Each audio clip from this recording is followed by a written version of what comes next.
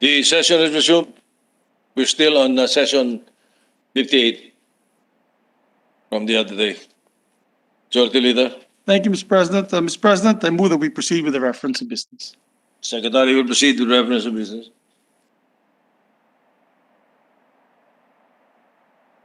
Second additional reference of business, messages from the House of Representatives, letter from the House of Representatives informing the Senate that on 15 March 2021, it ratified the Conference Committee report on the disagreeing provisions of House Number 4466, entitled An Act Integrating Labor Education into the Social Science Subjects in the Higher Education Curriculum, and Senate Number 1513, entitled An Act Integrating Labor Education in the Tertiary Education Curriculum. To the archives.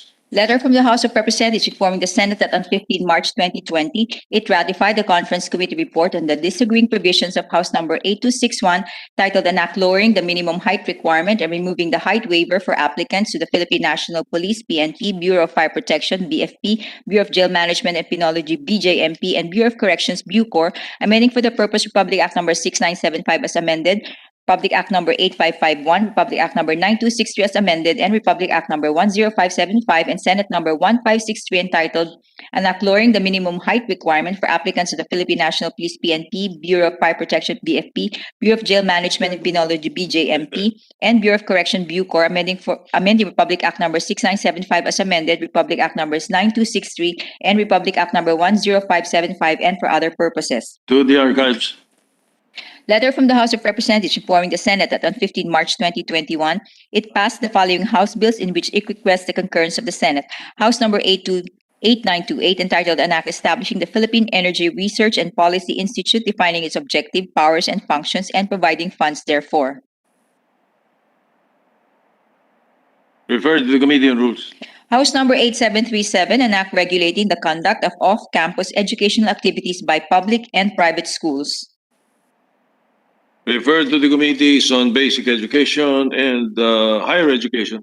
House Number 8829, an act protecting the physical integrity of a cultural property from adverse visual impact and penalizing any obstruction to its view and sightline, amending for the purpose Republic Act Number 10066, otherwise known as the National Cultural Heritage Act of 2009. Referred to the Committees on Basic Education and Local Government. House Number 8835, an act regulating the practice of microbiology in the Philippines and appropriating funds therefor. Referred to Committees on Civil Service, Science and Technology, and Finance. And House Number 8870, an act prohibiting game fixing and providing penalties for violations thereof. Referred to the Committee on Sports. Resolutions, PS Resolution Number 681, resolution urging the appropriate Senate committee to conduct an inquiry in aid of legislation on the recent killings of activists in the Calabarzon region and review the administration's counterinsurgency campaign in relation to the widespread allegations of human rights violation introduced by Senator De Lima. To the Committees on Justice and National Defense. PS Resolution Number 682, resolution directing the Senate Committee on Economic Affairs to conduct an inquiry in aid of legislation into the status of the measures, plans, and programs of the government for hard-hit industries in the country and its socio-economic impact in light of COVID-19 pandemic introduced by Senator Marcos. Referred to the Committees on Economic Affairs and Trade and Commerce. PS Resolution Number 683, resolution condemning in the strongest sense the murder of Calbayog City Mayor Ronaldo Aquino and urging the appropriate Senate committee to conduct an inquiry in aid of legislation on the continuing attacks and killings of local chief executives across the country with the end in view of identifying the gaps in law enforcement, attaining justice for all victims, and breaking the culture of impunity, especially among law enforcement agencies, introduced by Senator De Lima. To the Committee on Rules. Majority Leader. Okay lang, boss, resolution tayo. Thank you, Mr. President. Mr. President, we have an important resolution of our dear colleague from Cavite, Senator Panfilo Lacson. Mr. President, I move that we consider Senate Resolution Number 685. 685. Any objection? Hearing none, consideration is in order. Thank you, Mr. President. Mr. President, we ask Secretary to read the title. Secretary will read the title of the measure.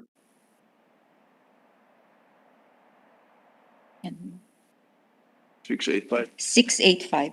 Resolution calling for the constitution of the Senate Committee of the Whole to conduct an inquiry in aid of legislation on the food security crisis brought about by the severe outbreak of the African swine fever ASF and consequently by the adoption of policy solutions contingent on importation, which is foreseen to cause billions of revenue losses and further perpetrate the unabated corruption in the form of tongpats and technical smuggling of poultry and pork products that will ultimately lead to the demise of the local industry and adverse public health effects if no appropriate measures will be adopted.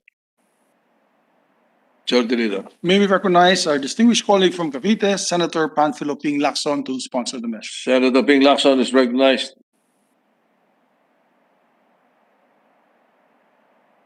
For a sponsorship speech. Wait. Oh, wala siya dito.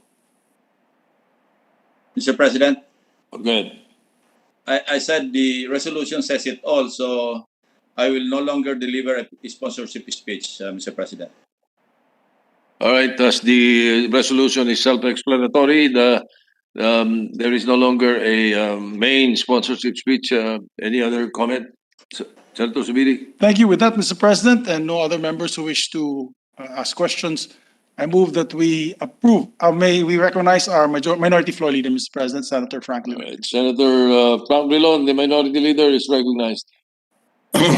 If it will not take too much of our time, Mr. President, may we request the majority leader and the Senate President to direct our secretary to read the resolution because we have had no opportunity to read it as because of our electronic because of the situation where we have to work through electronic means. If it is in order, may we request that the resolution be read so that we will understand what it is all about. Thank you very much, Mr. President. The resolution is 4 pages. Oh, 6 okay. pages, I'm sorry. 6 pages. Perhaps Okay. you would want the resolutory clause? Yes, or yes, or if the good sponsor can give us just a few minutes of highlights of the resolution being proposed. Mr. President, honestly, I haven't had the time to read it. If that is, if the good sponsor can accommodate it, we have no objection. We just want to know what it is all about. All right, perhaps a gist. Senator Ping Lacson is recognized. Just a gist, and then we will read the resolutory clause. Senator Lacson is recognized. Go ahead. Thank you, Mr. President. Basically, it's calling for the constitution of the Senate Committee of the Whole to conduct an inquiry in aid of legislation on the food security aspect or crisis brought about by the African swine fever. And coupled with the crisis being faced by 80,000 hog raisers, backyard hog raisers. And for the information of the body, this is a 230 billion peso industry that would be killed in case we allow, which I assume that the President has already received a copy of our resolution urging or asking or requesting the President to disapprove the recommendation by the Department of Agriculture to increase the access volume from 54,000 metric tons to something like 404,000 metric tons or 404 million kilograms of pork and other pork products. At the same time, reduce the tariff from 30% to 5% for in-quota importation and 40 to 15% for off-quota importation of pork products. This is based on the information that I got or received from some high-placed officials in the department saying that at the present setup, there's already a prevailing 5 pesos to 7 pesos padded cost, that would go to the pockets of unscrupulous officials. And somehow, the reshuffle made by Department of Agriculture Secretary William Dar that took effect late January or January 28 to be exact, transferring the former director of the Bureau of Animal Industry to the Carabao Center in Muñoz, Nueva Ecija, and appointing an OIC director at the BAI. So we would like to find out from Secretary Dar what triggered the sudden reshuffle. Based on the documents that I received, which I will share with the members of this body, Mr. President, from June 2018 to October 2018, former Secretary Piñol, Secretary of Agriculture Piñol, already issued several memorandums to not to issue import clearances to pork importation coming from countries with verified ASF cases like Hungary, Germany, Belgium, China. And in spite of that, the former director, Dr. Ronnie Domingo, insisted on issuing the so-called phytosanitary import clearance, SPSIC, in violation of the memorandum, several memorandums issued by former Secretary Piñol. And it went on all the way up to September 2020 under the stewardship of Secretary Dar, when he also issued a memorandum banning the importation of pork from, I think, China or Hungary. And in spite of that, former Director Domingo still signed and issued import clearances on imported pork products from countries verified to have ASF cases. So we want to find out what caused the transfer, and if there's really truth to the report that I received, that 5 pesos to 7 pesos per kilogram of pork, and that would translate if the volume is increased to 400 million kilograms, and the so-called tongpats will double up easily, that would translate to 6 billion pesos at 15 per kilogram. In fact, the source that gave me the information even assumed that 20 pesos would be the amount that he estimates if we increase the volume to 400 million kilograms at a lower tariff rate of 5%. Because as it is now, the importers are already having good margins of profit. And if we lower the tariff rate, at the same time increase the volume, you can just imagine, Mr. President. So in a nutshell, that would be the essence of the inquiry being sought by this representation, Mr. President. Thank you very much to the gentleman from Cavite for that very clear explanation. Indeed, it is a proper subject of an inquiry in aid of legislation.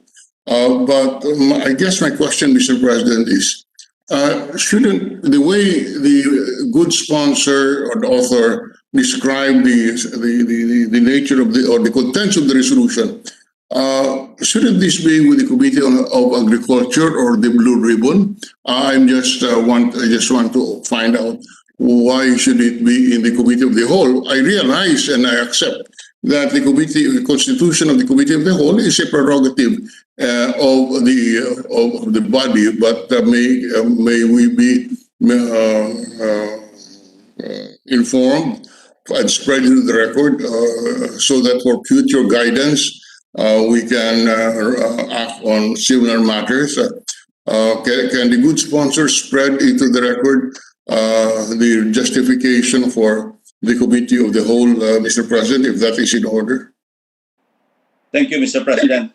The issues involved go beyond the jurisdiction of the Committee on Agriculture, simply because it involves possible foregone revenues, and that should be addressed by the Committee on Ways and Means.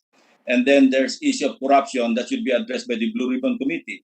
And then the issue of health that should be addressed by the Committee on Health. So that's the reason why I deemed it wise to request the body to have it referred to the Committee of the Whole, because 4 committees handling several issues would or might contribute to some confusion, Mr. President. Yes. In other words, the resolution would require the inquiry into various issues which would fall in different committees of the Senate in accordance with its rules, and therefore it is best that we refer this to the Committee of the Whole so that the entire Senate can participate, as there is no difference anyway between the committee hearings and the Committee of the Whole, because for all practical purposes, all the senators will be involved in all of these 4 committees. Thank you, Mr. President, for that kind explanation, Mr. President. Thank you. Senators, the Majority Leader. Thank you very much, Mr. President.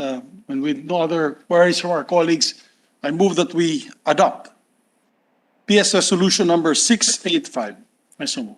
Any objection? There being none, PS Resolution 685 is hereby adopted, and the Committee of the Whole in the Food Security Crisis and the ASF is hereby constituted, with the Senate President as the chair of the same. That's correct, Mr. President. I so move. 685 adopted. Thank you, Mr. President. I may ask for a 1-minute suspension, Mr. President. Session suspended.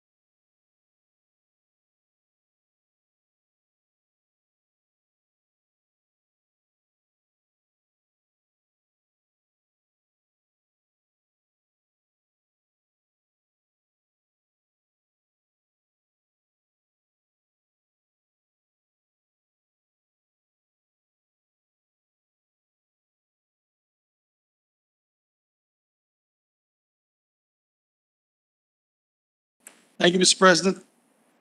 Mr. President, I move to resume consideration of House Bill number 7332 under Committee Report number 206. I so move. Any objection? Hearing none, consideration of the measure is in order. Thank you, Mr. President. Mr. President, may we ask the sponsor, Senator Grace Poe, to sponsor the measure and to interpolate our dear colleague, your distinguished colleague, Senator Risa Ontiveros. Senator Grace Poe, sponsor, is recognized, and to interpolate Senator Risa Ontiveros.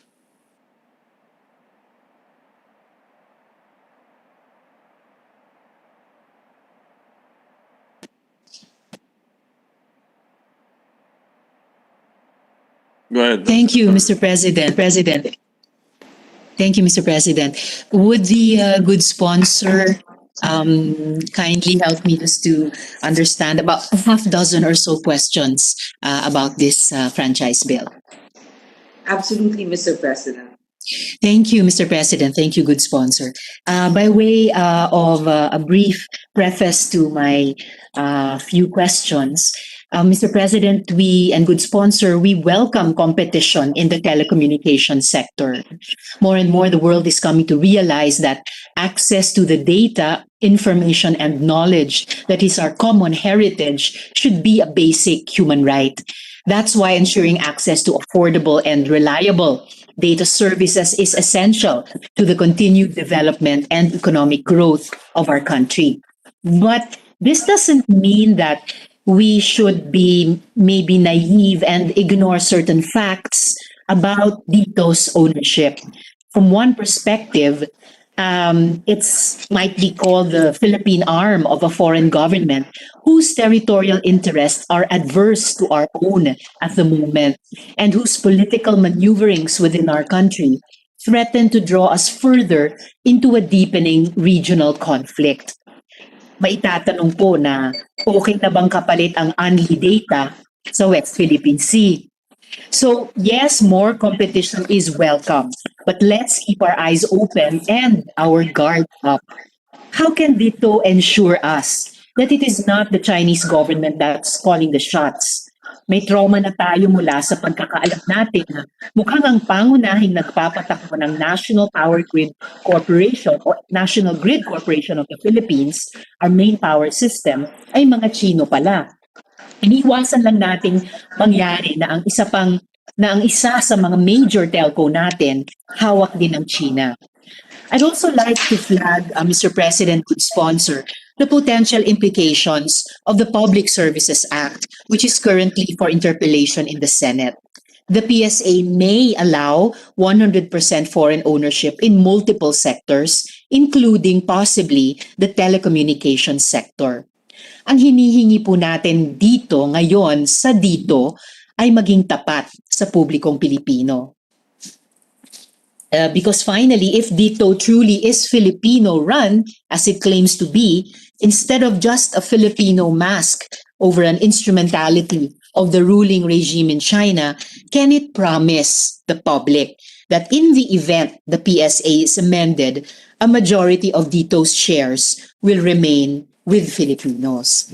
So, Mr. President, good sponsor, to my first question, in recent franchises with dispersal of ownership provisions, I noticed that the following language was added.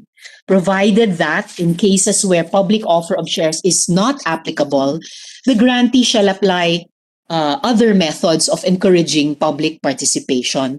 So, good sponsor, what are situations in which public offer of shares is not applicable? And what are the other methods of encouraging public participation? I'm sorry, I need to ask this question because it appears that this is one of those provisions that is honored more in the breach than in the observance. Good sponsor.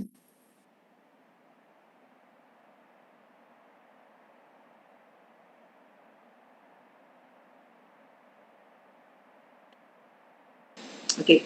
Thank you, Mr. President. I'm trying to understand the question of the gentlewoman from Lapis. Yes, good sponsor. So your question is, how are we able to determine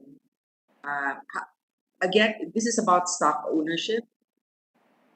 Yes, it is a good sponsor. It's about the public offer of shares. Okay, the public offer of shares, of Dispersal course, of ownership. they're supposed to offer at least 30% shares to the public. Now, of course, as we know, when it comes to shares, it's always determined by the free market, whoever is able to avail of it. So we can definitely check whoever owns their stocks, but if it's a publicly listed company, anybody can be a participant to that. And that's the same, not just with Dito, but with other companies, like, for example, Globe and Smart, which have the same arrangement. I understand, good sponsor. Of course, the market cannot be forced to generate an appetite or to exhibit this appetite by buying the shares. But my understanding of this provision, which I'm trying to clarify further with a good sponsor, is that in relation to that required dispersal of ownership shares or public offer of shares, it's on the side of the company that leeway is given for when a public offer of shares is not applicable, and therefore that other methods of encouraging public participation will be open to the public or to the market. So I would like to understand in what situations would the public offer of shares or the offer of shares by Dito to the public not be applicable, and therefore they would be allowed to encourage public participation by other methods instead. I suppose, Mr. President, if they already have enough funding and they don't need to release any more stock offering because of the investments of partners or probably from the other stocks or from the other earnings of Udena, the mother company, then they don't need to get that source of funding from stocks. That's only the case, especially in companies where it is not a publicly listed company in the PSE. Then they totally have to forgo that particular requirement. But in cases of franchises, they are required to offer 30% of their capital stock.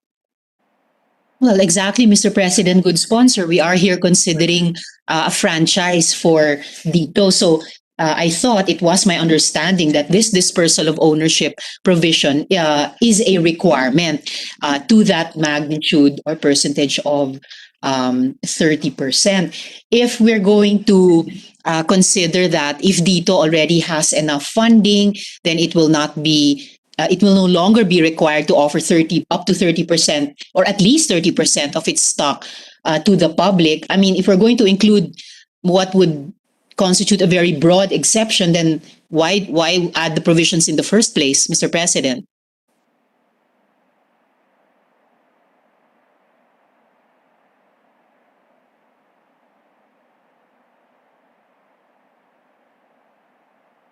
Thank you.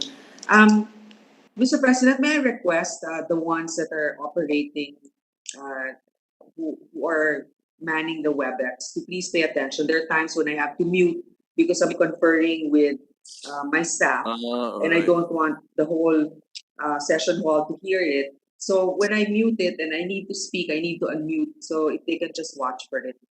That's all. We'll just we'll yes, just watch out. Mr. President. We'll watch out. It says here, in accordance with the constitutional provision to encourage public participation in public utilities, the grantee shall offer to Filipino citizens at least 30% of its common stock, or a higher percentage than may hereafter be provided by law. So Filipino citizens, those that are registered, I guess, to purchase stock that are Filipinos, or at least from a brokerage company that is Filipino. Thank you, Mr. President. And that is, ika nga, a consummation devoutly to be wished na at least 30% ng dito ay magiging pagmamayari ng mga mamamayang Pilipino. So why does there even have to be mention of when public offer of shares is not applicable? kailan po magiging applicable na hindi na kailangang i-offer yung at least 30% to Filipino citizens and therefore encourage public participation through other methods na lang? Kaya tinanong ko rin po sa huli, if we're going to include a broad and seemingly vague exception, why add the provisions in the first place? For example, good sponsor, Mr. President, Smart never offered its shares on the stock market despite its franchise having a dispersal clause. Now, if we want to, on the other hand, really encourage dito to offer at least 30% to our citizens, bakit pa tayo maglalagay ng exception? Mr. President, perhaps that's really the confusion there. It could really be a little bit misinterpreted. Now, I know that Smart is not offered proudly in stock, but their parent company, PLDT, is, and they abide by the foreign ownership restrictions. Yes, good Under the sponsor. franchises, they're given 3 years of operation before dispersal of ownership. Smart's case is actually a violation in that case, which has to be, I suppose, rectified at some point. Thank you, good sponsor, Mr. President. If with that one earlier franchise, the good sponsor is already looking towards a rectification, then why not preempt the necessity to rectify this same provision in the current franchise bill under consideration? And I'm just exploring this, Mr. President, good sponsor, no? Then why not just leave it at the original dispersal of ownership provision, at least 30% to Filipino citizens after 3 years of operation? I'm leaving the door open, Mr. President, good sponsor, that kung i-retain pa rin yung exception na where in situations that public offer of shares is not applicable and therefore other methods of encouraging public participation na lang, which seem broad to me and vague. So why add the dispersal of ownership provision in the first place? Mr. President, I think in some cases, the timing, especially when it comes to the stock market, is also very important. You can see that there are some companies that actually are delayed in offering to the public the availability of the stock for the company. Again, maybe the climate is not right. So in the meantime, for example, they need to be able to roll out certain infrastructure for the company to actually be enticing for investors. So in that case, that's where they're getting funding from other sources. For as long as they are getting these fundings as a debt, for example, or I don't know, a donation, but definitely it should not be hedged against ownership of the company. So for example, Dito Telecommunity will get funding from, I don't know, BDO. Their debt is with BDO. It doesn't mean that ownership is given to another country, for example. Even if, let's say, China Telecom will lend them the money, it doesn't mean that they're actually surrendering a certain percentage of their ownership. They're not allowed to do that. It can only be assumed as a debt and as a source of funding, maybe to bridge whatever gaps they need before they offer it to the public. But again, there is a 3-year duration. Within 5 years, actually, there's a 5-year duration period for them to be able to comply, after which they are in violation of their franchise, and therefore they can be recalled by Congress.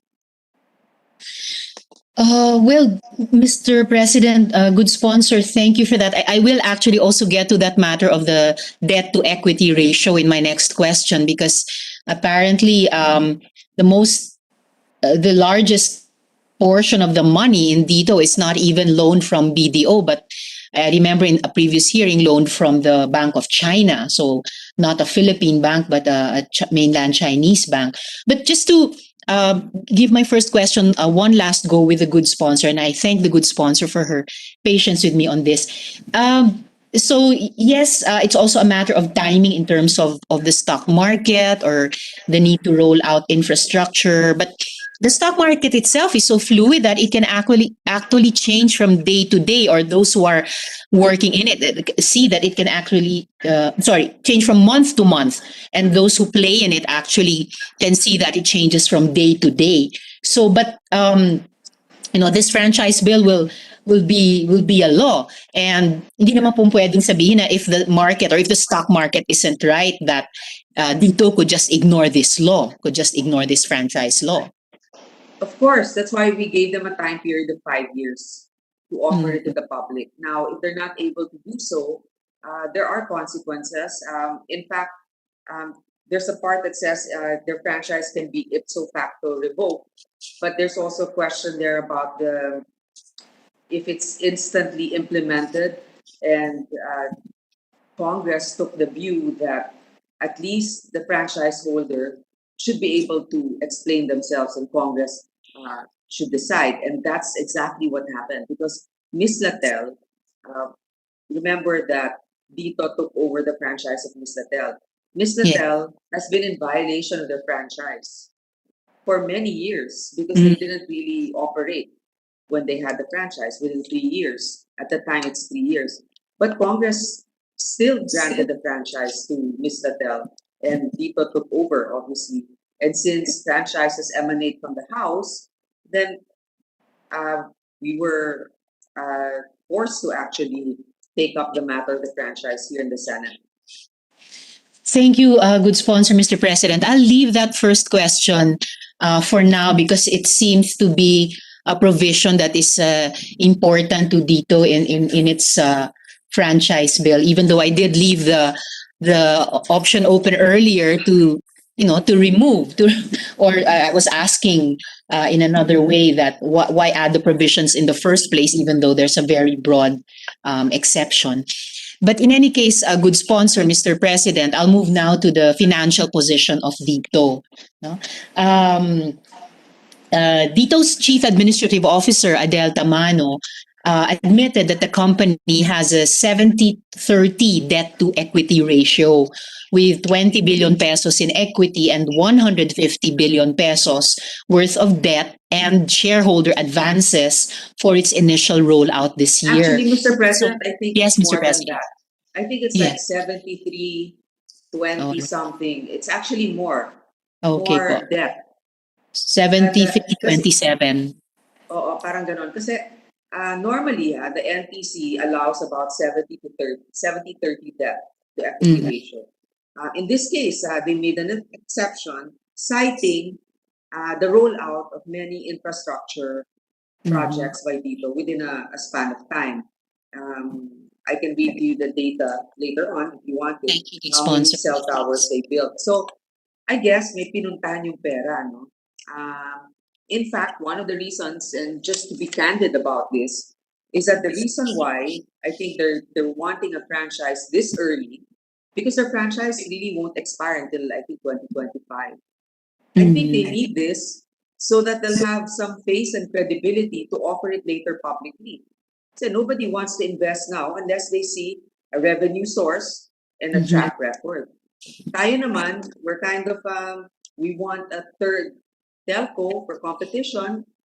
We see that the duopoly or the two other telcos, there's a lot to be desired when it comes to the rollout of their infrastructure. So we're at that point where we're also taking a risk here, but at least there's some partial commitment that was actually fulfilled, as they've stated in their last hearing. Thank you, good sponsor. Indeed, there was a rollout of infra, and the good sponsor represented our chamber very well in insisting that this be the subject of an audit, whether the requirements of the franchise so far have been fulfilled. And there was a lot of public interest about that technical audit. my request for a security audit is still pending and has still not been acted upon. And speaking of infrastructure, of course, one area of concern for us here in the Senate is the location of that infrastructure, particularly the cell towers, dahil itinayo na rin nga sa mga kampo ng ating sandatahang lakas. But that is another issue, although for this representation, very much related, Mr. President, could sponsor to our consideration of this franchise bill. So thank you for the correction, good sponsor. So it's a 73 to 27 debt to equity ratio with, and I am willing to be corrected on these figures with, my figures are 20 billion pesos in equity and 150 billion pesos worth of debt and shareholder advances for its initial rollout this year. And as I noted earlier, a good sponsor, Mr. President, in an earlier hearing, Chief Administrative Officer Tamano said that their biggest foreign creditor, or their biggest creditor, is actually the Bank of China. So my first question about this financial position, good sponsor, is has DITO been able to secure the financing it needs to continue with its rollout? Yes, Mr. President. Apparently, they have been able to secure financing. Also, then, good sponsor, how much control will DITO's creditors have over its operations? Mr. President, it will always be that 60% is controlled by the Filipino counterpart. So when it comes to that, control will always be in the hands, at least technically and legally and purposely, should be in the hands of Filipinos. Now,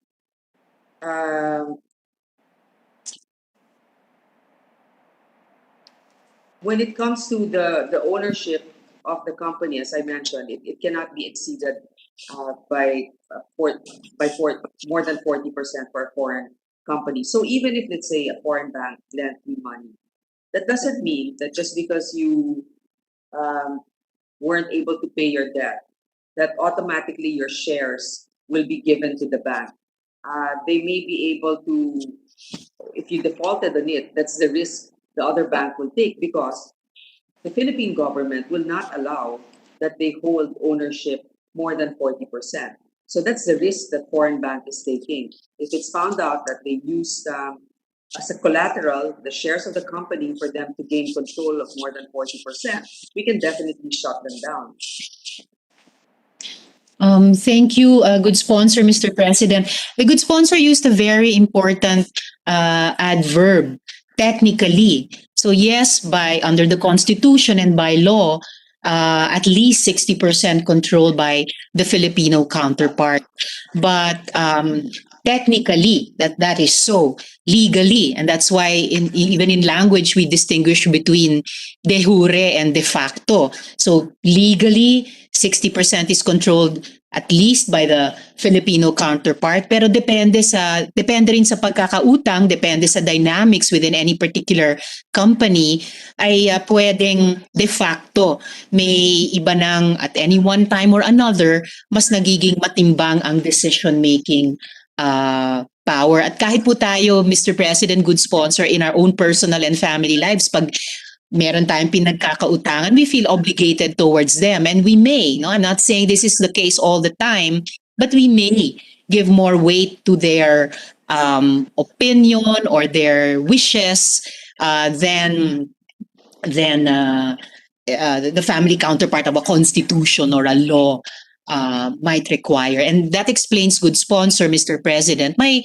continuing concern that so much of DITO's funds as of now are admittedly sourced from foreign banks, and in particular, foreign banks that are banks of a country with which we are having very challenging relationships right now on land and in the sea, Mr. President, good sponsor. Mr. President, if I may. Yes, please. That's a valid concern, but that concern applies to all companies that are publicly listed or that are owned in the country. I mean, there comes a time when you can always throw doubt on any company just because of apparent influence that can happen. Now, of course, it is our job to continuously uh, exercise oversight. How do we do that? For example, let's get copies of the minutes of the meetings and find out if we're patient enough to go through the transcripts of those meetings and see who are really influencing decisions. Number two, if we still can't find it there and we're still doubting it, Mr. President, unfortunately, what goes on behind closed doors uh, happens many times in all of these companies. So if it begins to manifest, we should be quick in being able to determine that. But we definitely cannot limit giving authority to a company just because of a mere suspicion that it can happen. Because we're not actually giving dito special accommodations. Whatever we're giving them here is also what is allotted to other companies. Therefore, they can also run into the same temptation as what the gentle lady from Capiz is a little bit worried about. Thank you, good sponsor, for understanding this worry. And of course, it isn't just worry. And I would say that I heed the good sponsor's advice not to unfairly impose this worry on any and all companies. I'm just particularly worried about this particular one because not all the publicly listed companies, or even the telecom companies, which our Congress, of which our Congress considers their franchise bills, not all of them are related so closely to a particular country with which we have, as I mentioned earlier, quite or very difficult relationships right now. And we know that as with war and with diplomacy, that conflict can be waged on different fronts and through various means, or national interests can be pitted against each other through various means. Knowing also, good sponsor, Mr. President, that China has an intelligence law and an espionage law that requires, without possibility of refusal, requires their companies doing business abroad to provide any and all information requested or demanded by their government. They are obligated, and they may not refuse. And these are also issues that are pertinent in our consideration of China's participation, for example, in the NGCP. And also, just as a last point on this question of mine, good sponsor, Mr. President, actually, the Securities and Exchange Commission held against Rappler on this very same issue, vis-a-vis its agreements with its creditors, that holding the company's obligations gave them undue control. So, and I suppose the SEC is even less unfair than this representation. And for me, it's instructive that they worried enough about this same issue regarding Rappler and its creditors that I would simply now like to share with a good sponsor and our chamber is also a cause for, if not worries, is a cause for concern regarding this franchise bill. We also may ask, good sponsor, how much control does the Chinese 40% have over the Filipino 60%, especially if, like in NGCP, as we've been talking about, good sponsor, especially if, like in NGCP, we have Chinese executives calling the shots and Chinese engineers running the network. So these are the issues, good sponsor, that give me pause, even in terms of just the numbers and decimal points of the financial position of Dito, Mr. President.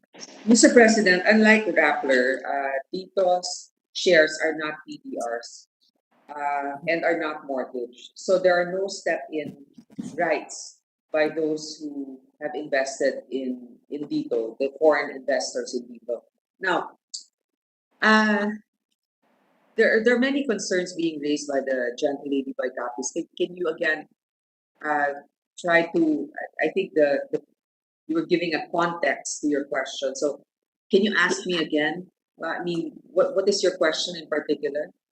Gladly, good sponsor. And maybe just to wrap up my inquiry about this particular issue before I move on to the next one. And it's basically, given that context, which I am grateful that the good sponsor has patiently allowed me to discuss with her, given that context and the particular timing now that we have very, at best, challenging, on the worst days, on the breach of conflictual relations with China, particularly in the West Philippine Sea, and unresolved issues with her, for example, in terms of the POGOs, etc.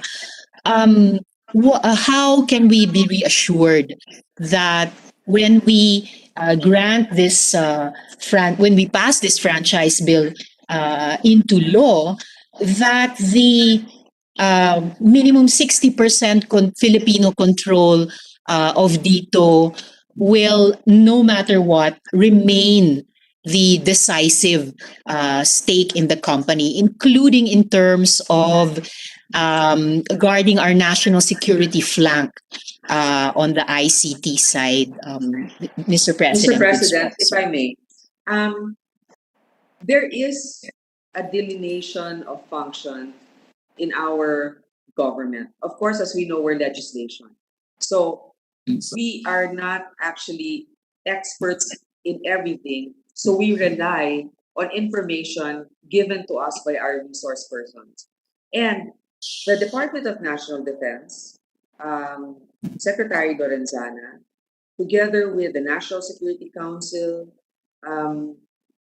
and other law enforcement agencies, have testified that we are secure, apparently, okay, and I say this because we're taking their word for it, from whatever possible Chinese incriminations on our information system. Now, do we believe this? The point is, being the country that they are and how powerful, how technologically advanced they are, they don't even have to own a company if they really wanted to spy on us.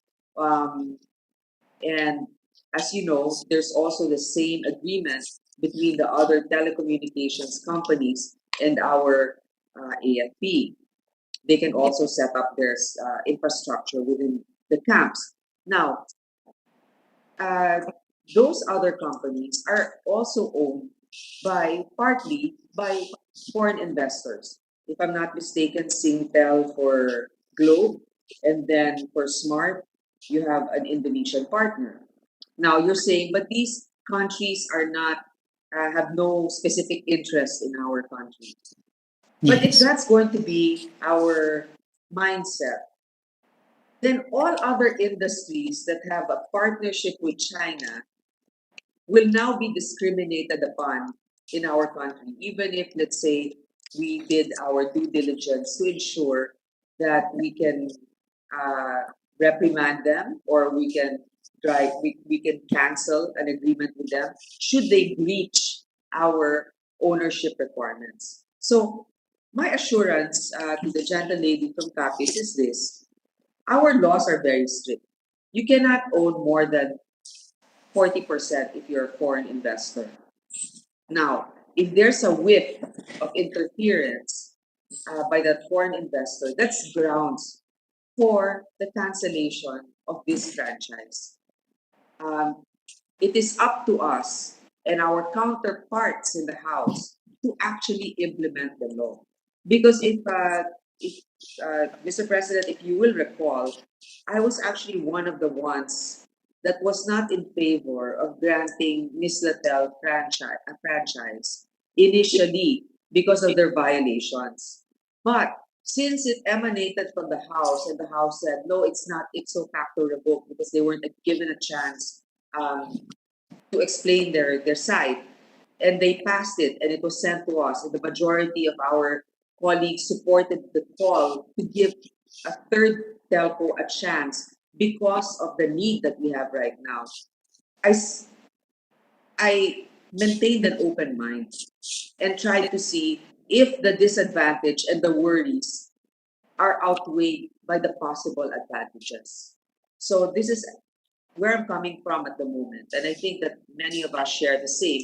Because if we will be legislating and be limited by fear alone, and I'm not saying unfounded, but fear, and we refuse to make adjustments because of possibilities, then I don't think we can actually legislate anything at all because there'll be risks in any undertaking.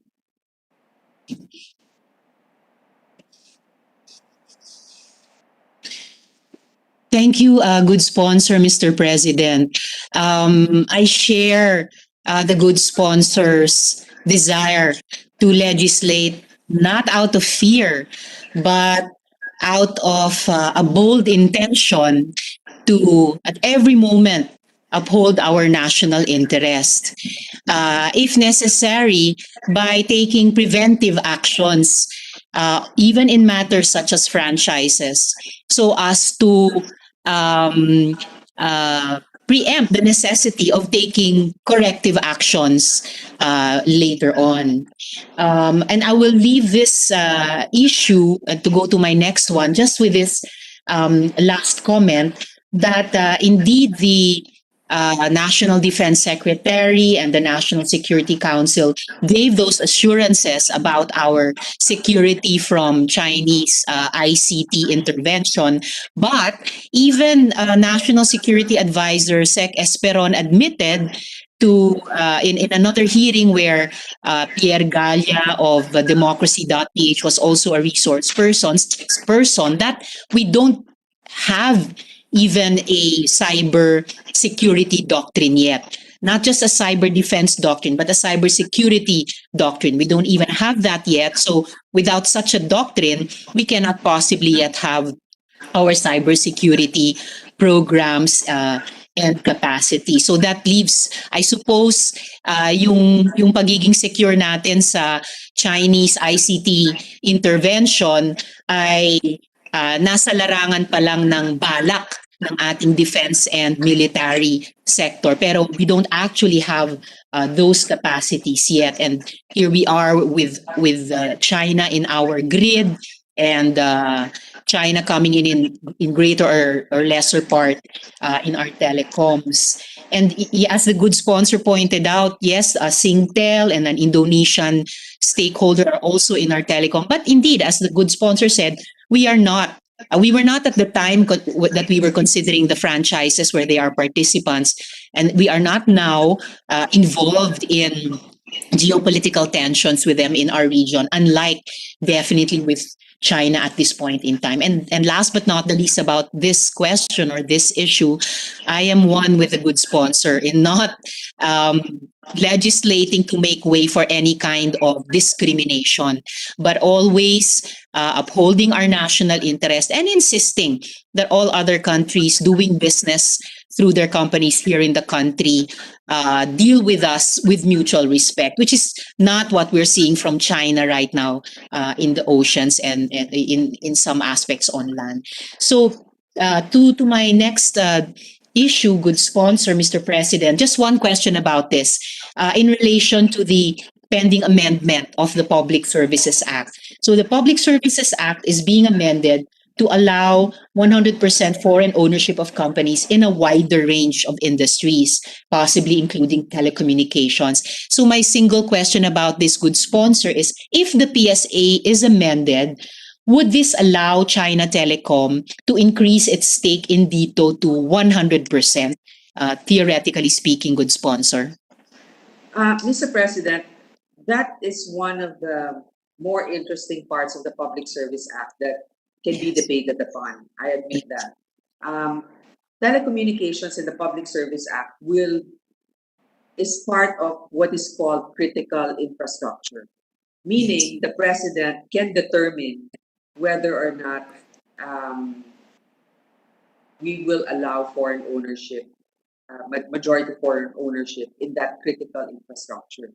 But there is a provision, like a safeguard, that only if there is, you know what, I have to review this fully, only if there's reciprocity with the country that we are allowing ownership on that critical infrastructure. For example, the president classifies telecommunications as critical infrastructure.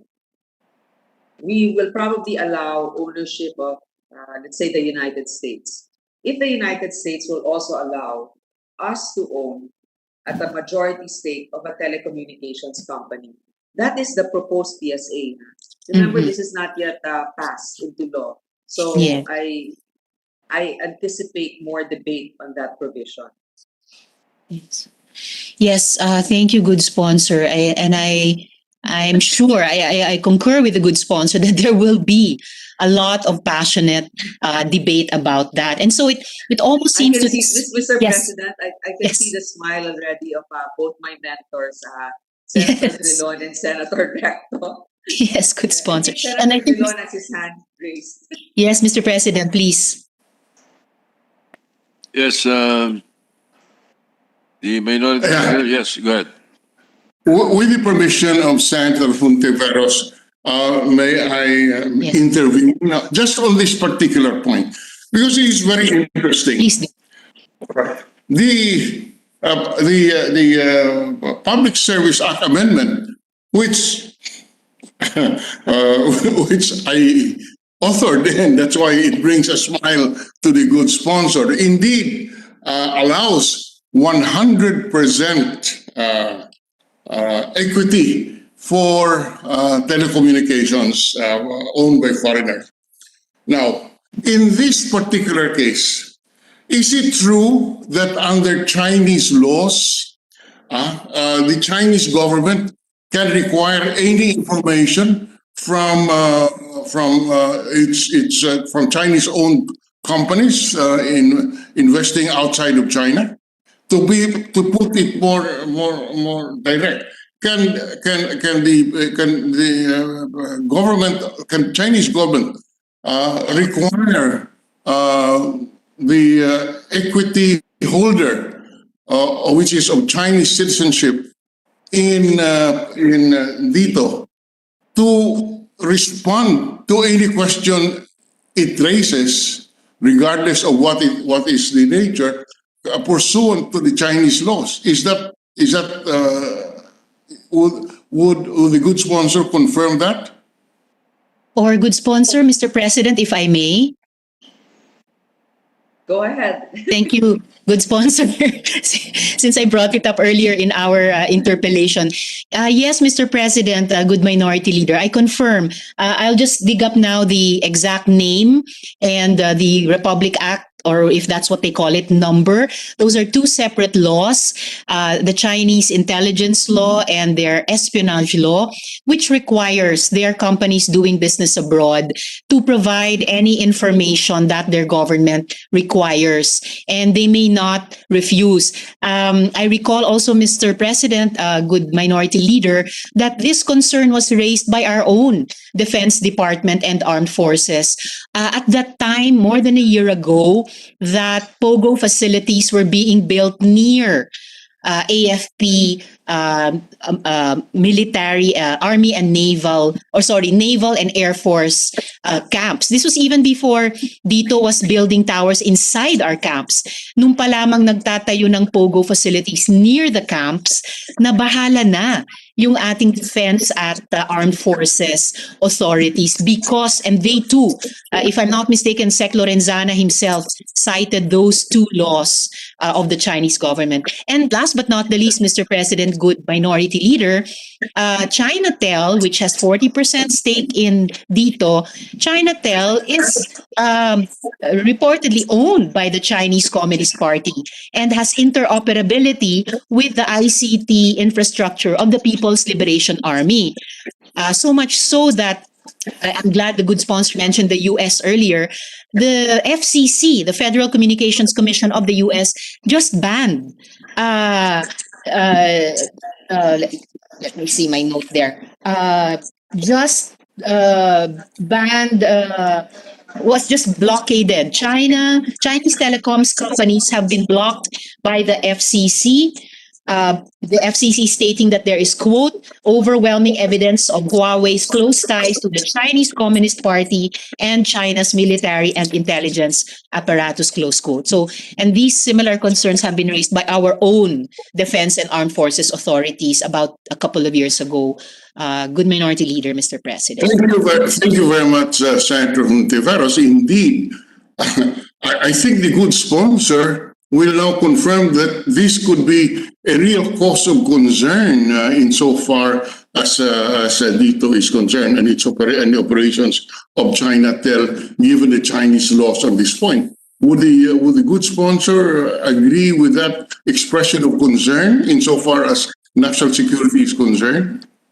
Yes, Mr. President, I think this is the exact answer that we got during the hearing. As you know, it was raised by Senator Hontiveros and Pangilinan with regards to China's counter-espionage law of 2014, which mandates cooperation of its citizens and organizations in intelligence gathering and data gathering. DITO was not able to comment on this because Engineer Gala and Secretary Esperon noted that matters such as this should not be discussed in public. And then Senator Zubiri noted that that a virtual executive session might also pose a security concern. And the safest was face-to-face, but it was too risky during the coronavirus lockdown. But common sense,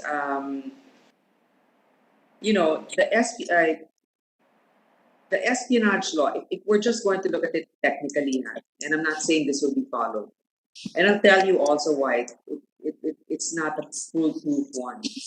The espionage law of China will not apply to DITO because it is a Filipino corp run by Filipino officers, covered by Philippine laws. But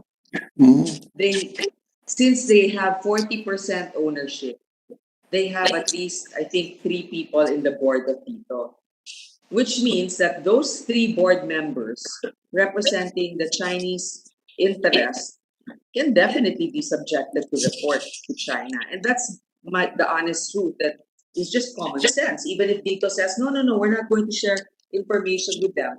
But they have 3 members in the board that are from China. Of course, whatever they know from that board meeting can be shared. And that will happen not just with DITO, but with other industries as well that have foreign ownership in the country. So on the one hand, we have this national security concern, but we also have that equality in the law wherein, other countries invest in the Philippines. So are we now going to say that we'll discriminate or will be extra careful if it's a Chinese company, which I can certainly understand why, but I'm just presenting to the body what we have in our report, that they have to comply with the limitations of foreign ownership. Now, remember that other companies here, like Globe and Smart, they also use components from China. They use actually Huawei technology. So I don't know how it can be done, but I'm sure when we send our text to Huawei, and that information is stored somewhere, and what's stopping that company from also giving that information to China? So there are like so many different things, and we order so many different things from China.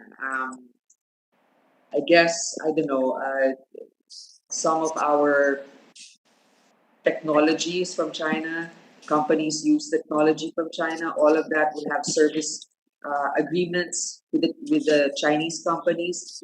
Those can be reported. Even our infrastructure here, roads and bridges, are sometimes being built by Chinese engineers.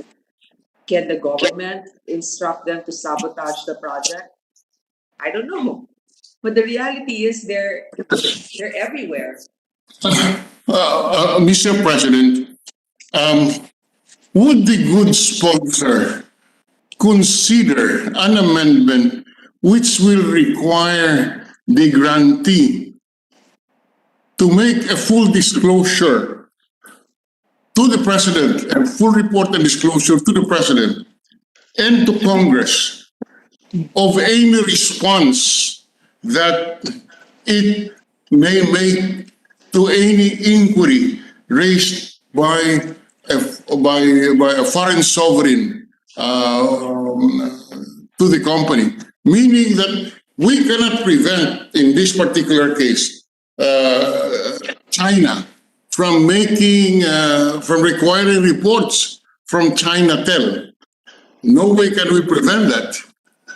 But we can also impose on the grantee the obligation to inform the President and Congress of the inquiry and the responses they have made to this inquiry. Would the sponsor consider such an amendment in order that we can have some comfort on the matter of disclosures? Mr. President, I thank the minority leader for suggesting that amendment. Certainly anything that will allay our apprehensions about this foreign intervention is welcome as an addition to our bill. Dito commits apparently to prosecute the 3 Chinese directors if they comply with the Chinese espionage law. Yes, we cannot prevent them complying with that. That's their own laws. But what we can compel them to do is inform the grantor, meaning the Republic of the Philippines, of the queries made on them and the responses they make to the query, because that is a condition of the grant. If in the judgment of the good sponsor that can provide us some comfort, I would introduce that at the appropriate time if acceptable to the good sponsor. Absolutely, Mr. President, we welcome that. And also, as an additional caution on our part, under the SEC rules, they can also be denied access to confidential info if it will result to conflict of interest. So there is some sort of provision in the SEC, but certainly the suggestion of our brilliant minority leader will be added to our bill. Yes, and that the failure to make such disclosure to the Congress and to the President could be a ground for the revocation of the franchise, because that is an obligation imposed on the grantee by the grantor, which is in this case the state, the Philippine state. Yes, Mr. No. President. Actually, if we can be provided the preferred language at the appropriate time, we will do that. And then also under the doctrine of equality and under the Public Telecommunications Act, this will also apply to Smart and Globe. This will also apply. Yes. Now,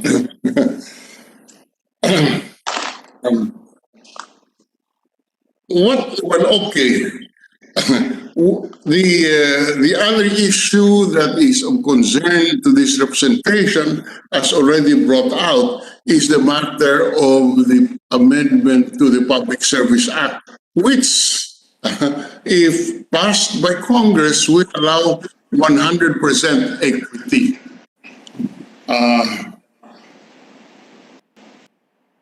I was just a proposition.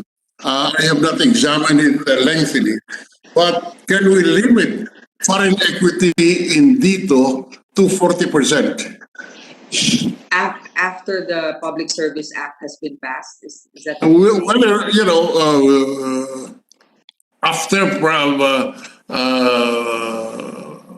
probably or even before it is passed, and the argument can be put forward that this specific limitation is for a specific company, and the 100% equity in the PSA is a general rule.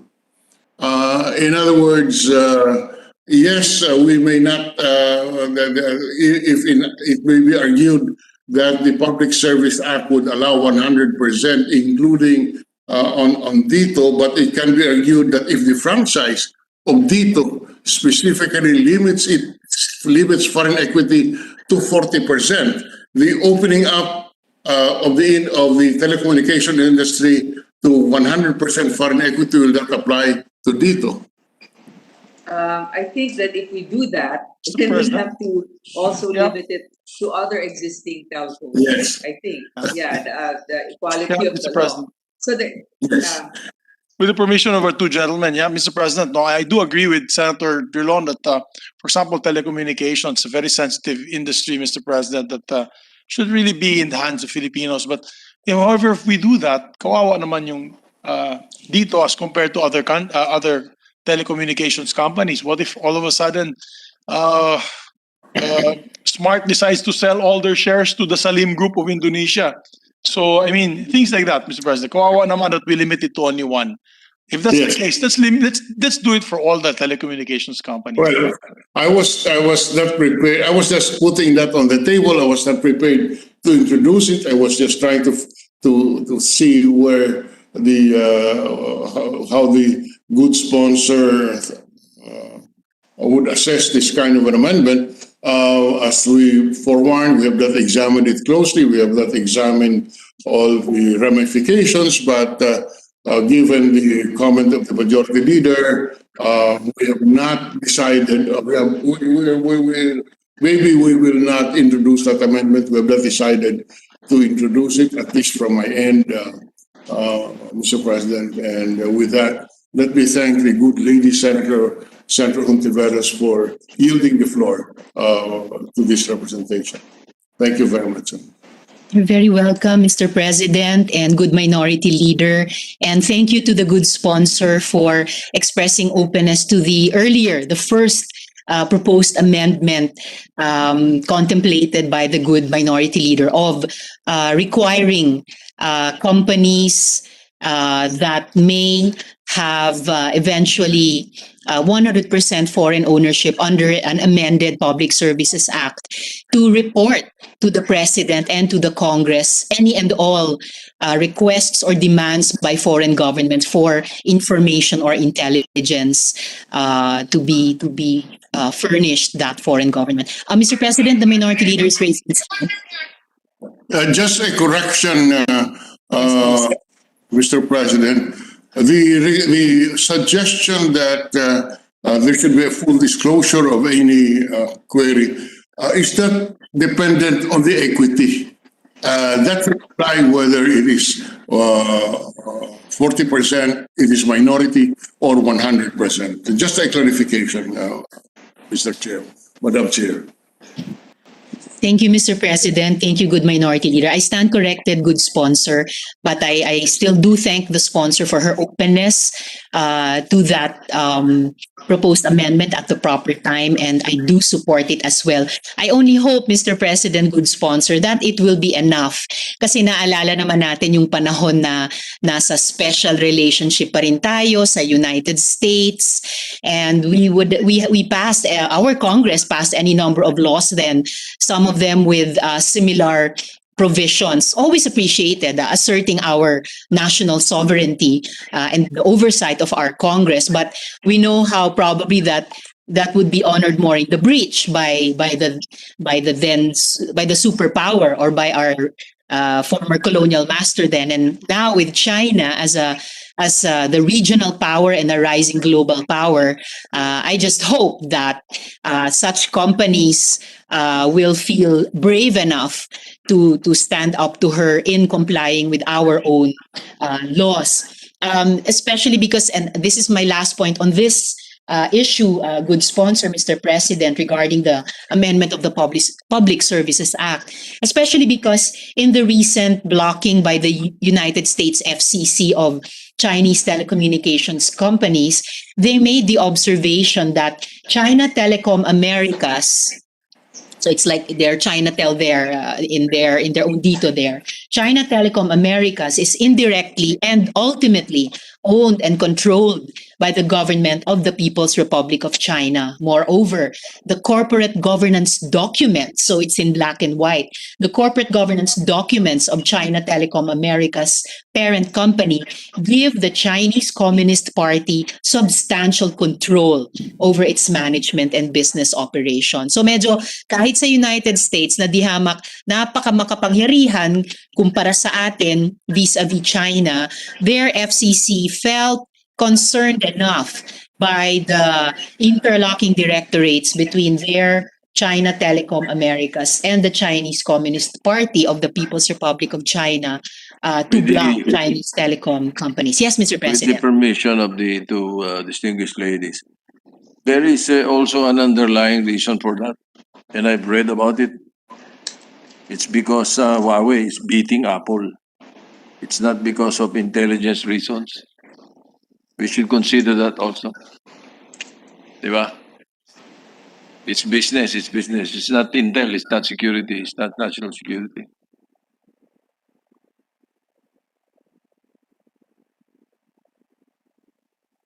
Thank you, Mr. President.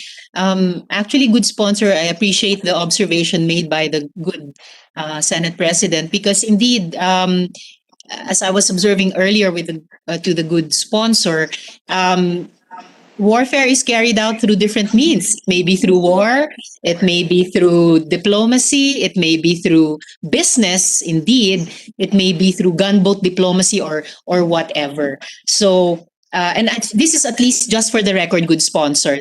Some observations made by the US FCC in a similar situation. Their US Trade Representative's Office also weighed in. So yes, probably it's also related to the Huawei, Apple or iPhone conflict and the broader US-China trade wars. But of course, trade has always been part of geopolitics, whether of the powers like them and the not yet powers like us, good sponsor.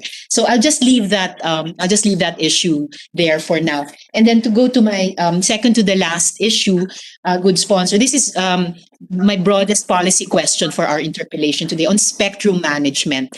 Because I agree with the good sponsor, I'm for a third, even a fourth, fifth, sixth, and telco player to really improve the offerings for consumers.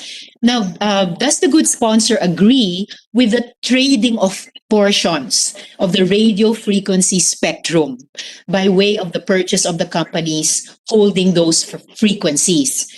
This practice has actually allowed companies to hoard frequencies and is a situation that this representation's bill about reassigning the frequencies in the spectrum seeks to address. Mr. President, the matter of assigning frequencies is under the purview of the National Telecommunications Commission. So they apply. I mean, even I had to clarify this, no? Chicken or the egg. So some companies, actually all companies, apply for a franchise, and only then can they apply from the NTC to be assigned a frequency. So actually, it's a gamble for them. But apparently, with Dito, there was already by the time that they went to seek a franchise, there was already a frequency earmarked for them. Maybe because of the willingness of this for a big player to come in to pose as a third telco.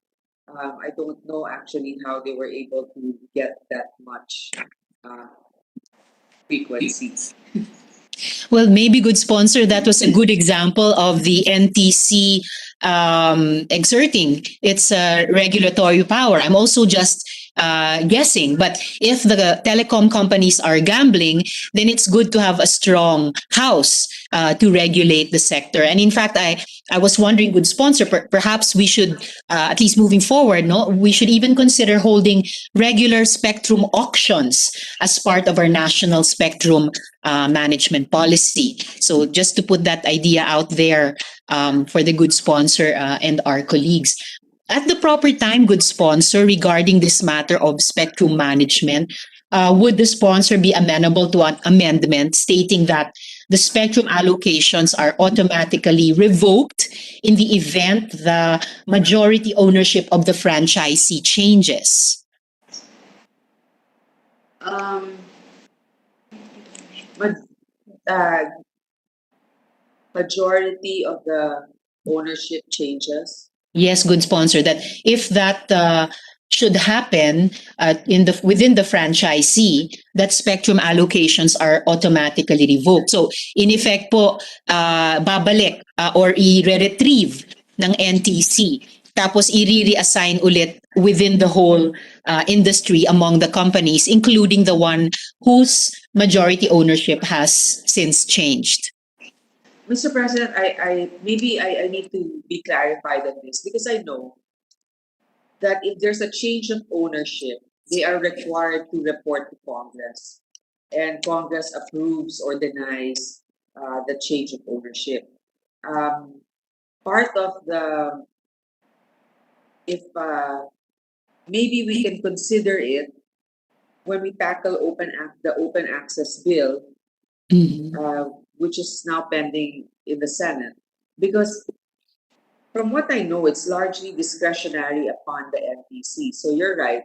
I don't think it's written in black and white that if it changes ownership, that the frequency is revoked. But as we know, when ABS-CBN lost its franchise, the NTC is actually free to assign the frequency or to another company or several companies.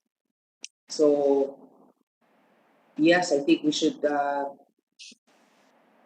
put it there, but then it won't be only the franchise will be under the purview of Congress. Yes, The good sponsor. frequency will go back to the NTC. Yes, good sponsor. That's how it's going to be. Yes. So yes. may I study the matter more? Perhaps Thank you for that. the gentle lady can submit wording so we can consider that. Thank you, good sponsor, and I will do that and submit to the good sponsor's office also. Because right now what's been happening is that you buy the companies to buy the frequencies.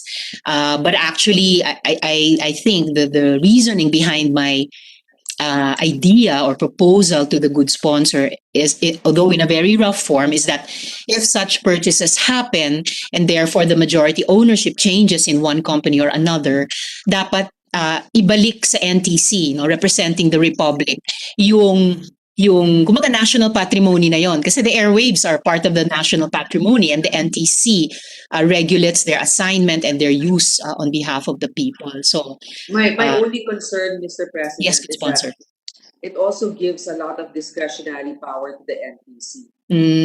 For example, let us just say, let's take the example again of ABS-CBN. If before their franchise expired, what if they were able to change ownership? For example, the Lopezes gave up their majority share and another took over. Okay, another company or another group got the majority shares for ABS-CBN. And then, because of that, what if, this is hypothetical, Congress said, oh, hindi na yung mga Lopez ang may-ari niyan. So, ibigay na natin yung franchise.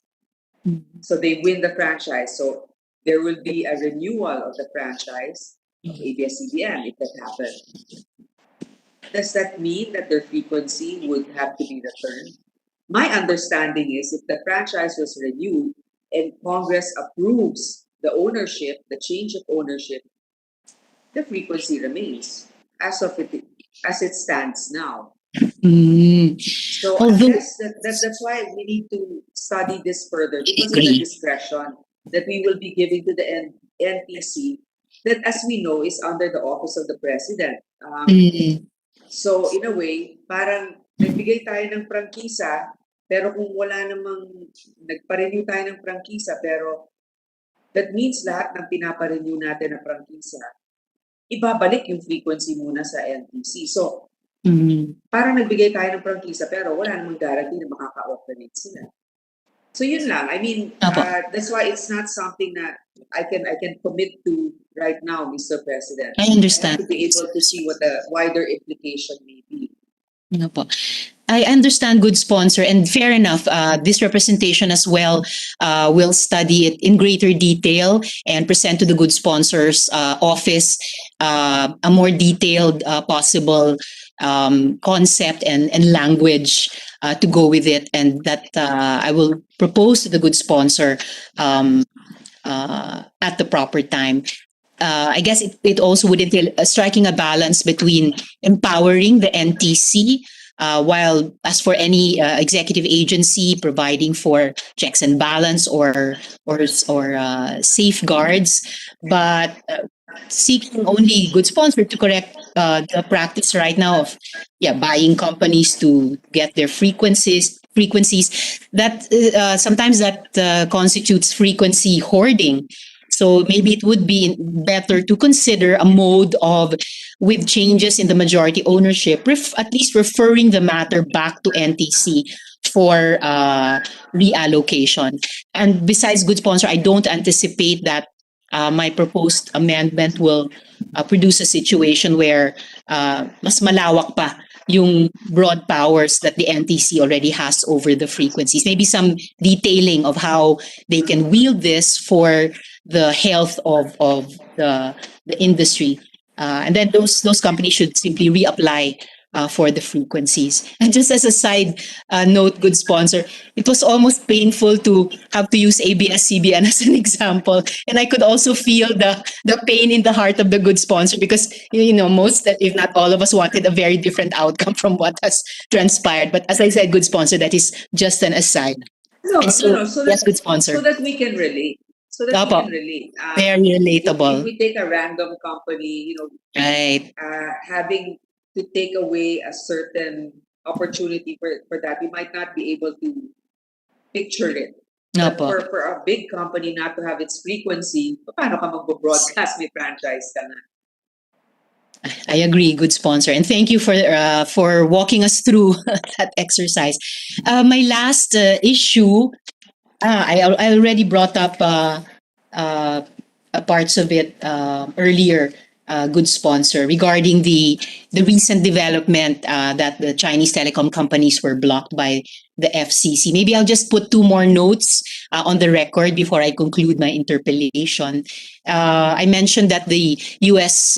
Trade Representative's Office weighed in, and in Section 301 of their report, they described the Chinese government's military-civil fusion policy of integrating platforms for information sharing between, among others, the People's Liberation Army and Chinese enterprises in order to provide competitive intelligence. So it's really a fusion of intel and trade wars or trade competition to provide competitive intelligence to Chinese state-owned enterprises through the use of cyber intrusions. So cyber intrusions are, at least from the US perspective, are you really seen and therefore used by China both for geopolitical and trade purposes. And lastly, just for the record, good sponsor, the U.S. Trade Representative's Office also referenced a report that states that the People's Liberation Army's Cyber Command is fully institutionalized within the Communist Party of the Philippines, of China. My goodness, Communist Party of China, and able, and it's partly the good sponsor's fault talking about ABS-CBN earlier. So now I mentioned a different party, a different party anyway, and so the PLA and the Chinese Communist Party are able to draw upon the resources of China's state-owned enterprises to support its operation. So meron talaga silang interlocking directorates which would constitute a juggernaut. I believe, this representation believes in a country that does not even yet have a cyber defense policy. But thank you so much, good sponsor, for your patience with this representation. I will do my homework on those matters. That matter I will still submit to the good sponsor's office. And at the proper time, I would like to propose possibly 4 amendments to our franchise bill for the consideration of the good sponsor. Maraming salamat po sa inyo at salamat po, Mr. President. Well, Mr. President, it is actually very valid for the gentle lady from Capiz to raise those points. Kahit ako yung sponsor dito, gusto ko mas maliwanagan natin lahat. Paano ba natin mapoprotektahan ang sarili nating soberenya at interes? Walang perpektong batas, pero hanggat sa abot ng ating mga kaya, dapat gawin natin ang nararapat para hindi tayo maisahan. Pero di ba, alam naman natin kung gusto may paraan, di ba? Kahit na naman anong kumpanya na gumagamit ng mga produkto na gawa sa ibang bansa, pwede nilang singitan yan ng kung anumang gadget para makuha ang impormasyon. Kaya dapat talaga tayo ay palaging magmatyag. Maraming salamat sa good spot sa gentle lady from Capiz. Thank you, Mr. President. Majority Leader. Mr. President, I believe Senator Lacson also was listed, but if you was satisfied with the queries of our distinguished colleague, Senator Risa, okay na po, Senator Lacson? Senator Lacson is recognized. I'm satisfied with the responses to the interpellation of Senator Risa, but I am asking other questions covering other topics, Mr. President, if I may. If the distinguished sponsor, my seatmate, would care to yield to some questions. Very simple questions, Mr. President, just for my education. Well, you know what? I know that my seatmate, Mr. President, never fails to challenge me whenever I have a controversial bill. It's part of the learning process. So, yes, Mr. President. Add to that, I'm worried about the Senate President. Never mind the Majority Leader because he's a veteran of COVID. But you know, it's already 4:30, and I think our agreement is to adjourn at 6 o'clock. Not only because of the curfew for our Senate employees, but I'm always worried about the health of our Senate President, even if I know he's bull strong. No? Anyway, my first question, Mr. President, is it was reported last month that DITO was able to pass its first independent technical audit, which aimed to check its capacity to deliver on its first-year commitments. So my question, Mr. President, is what are these first-year commitments in relation to the firm's capacity? The chart of that commitment, so I can give you the exact numbers. 1 minute suspension, please. Session suspended.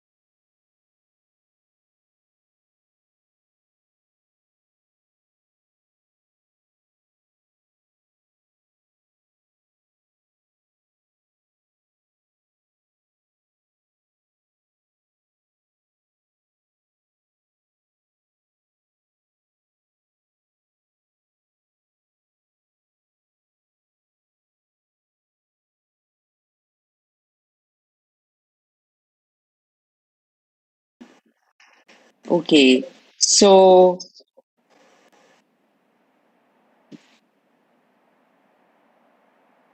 their commitment is that they're able to cover 37% coverage of households and businesses.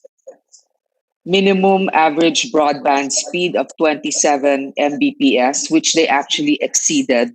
But the advocate group of democracy.net said the reason why it's actually more than 27% Mbps is because there are less subscribers yet.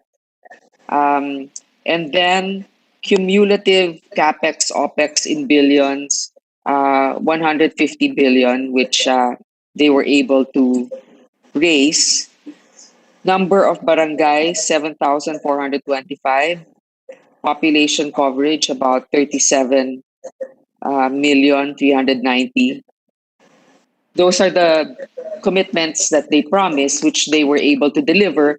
And this is based on the audit by an independent audit firm, KPMG, which is internationally recognized, as well as the audit of engineer Gala, whom I know many of us here in the Senate is familiar with. He's an independent engineer with the democracy.net advocacy group. Is it 37% of households or 37% of the entire population, Mr. President?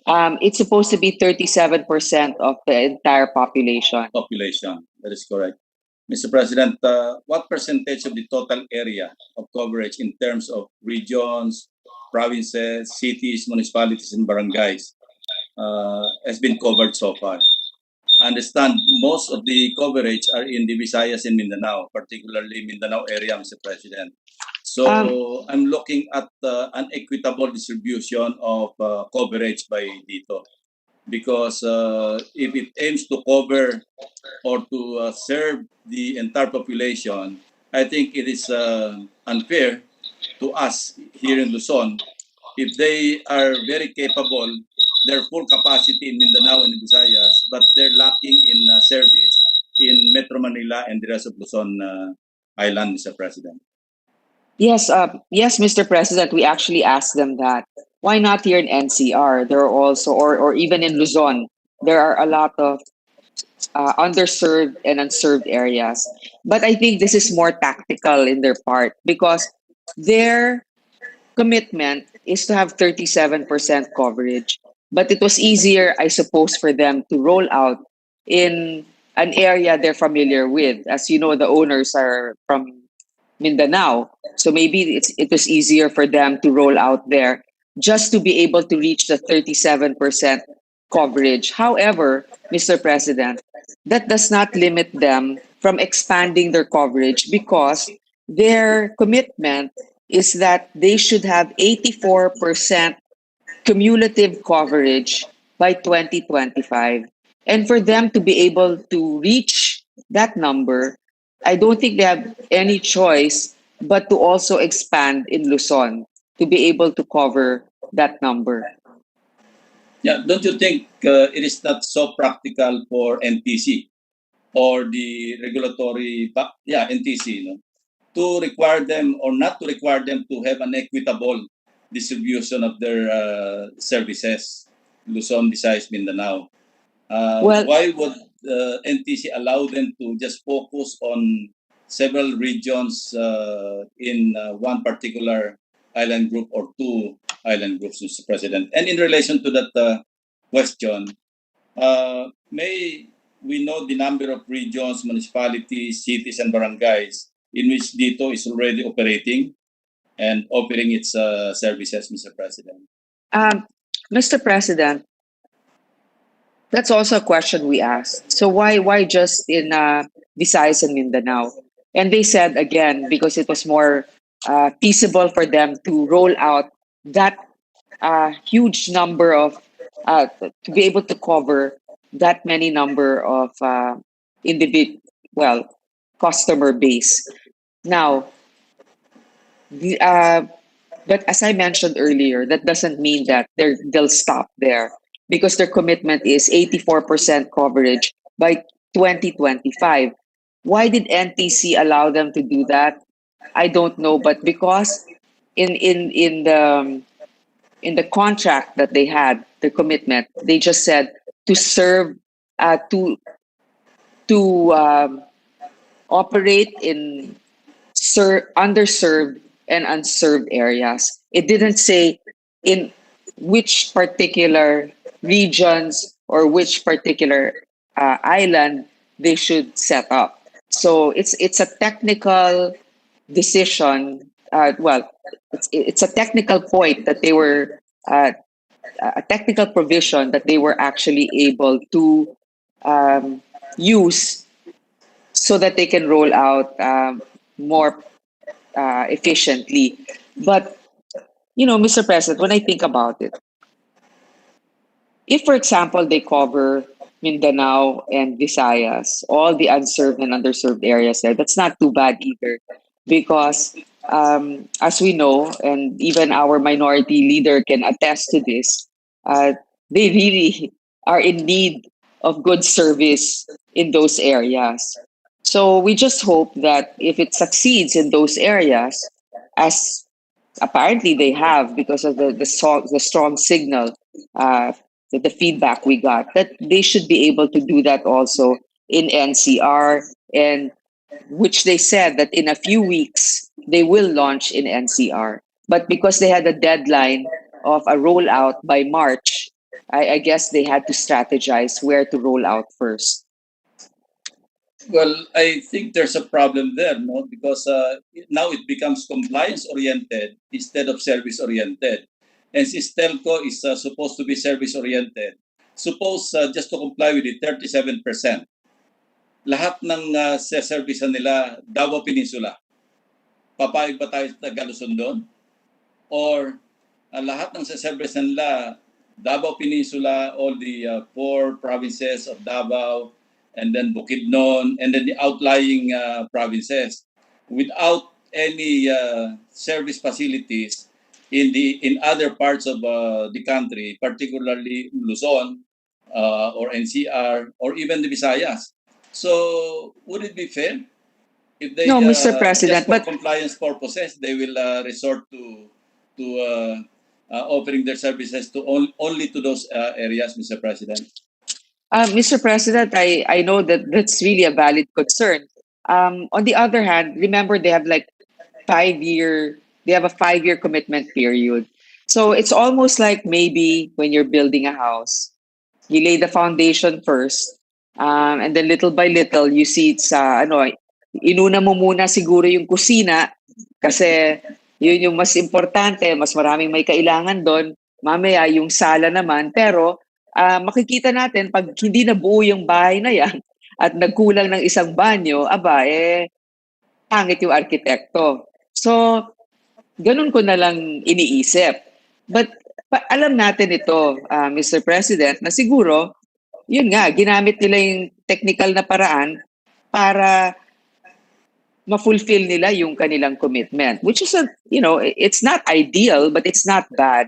Because even when we help, we want to help the entire population, but sometimes we also have to prioritize and strategize where will our money go a long way in terms of reaching more people in need or reaching more people, period. Or maybe an area where there are less people going there, or maybe it's easier logistically to roll out our support.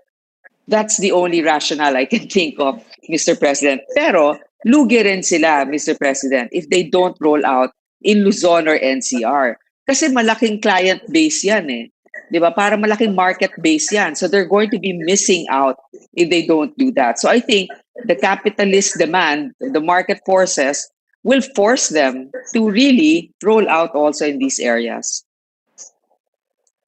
Yes, Mr. President. So you concede that they are more compliance-oriented than service-oriented? But Just to mag-amina na lang tayo, requirements Mr. of NTC. President. Okay.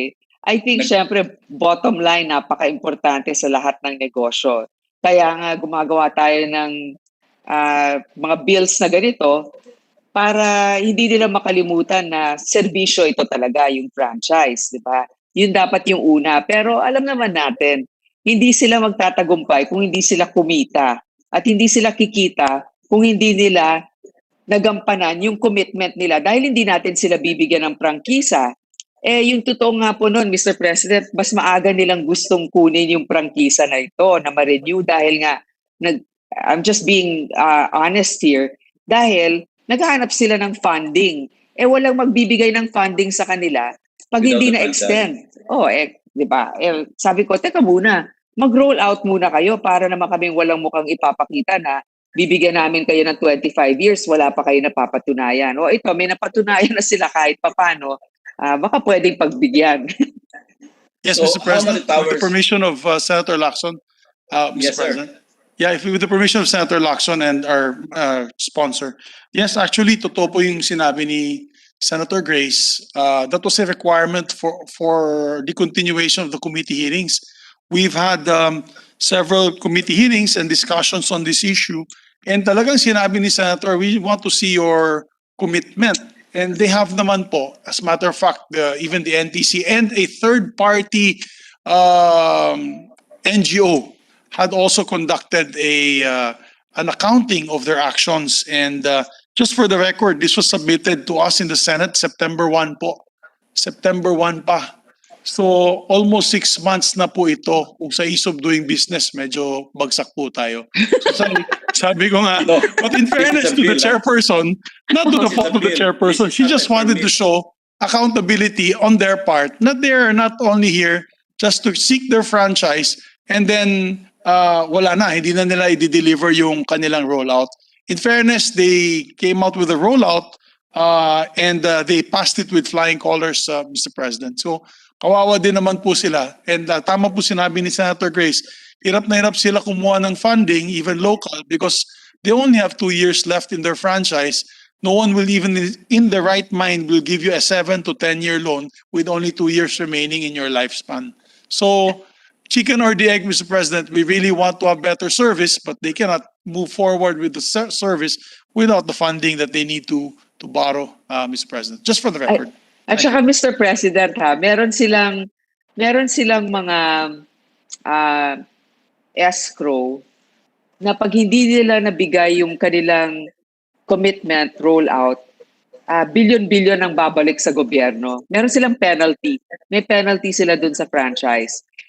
Kaya, meron din tayong safeguard na nakatabi in case they don't deliver.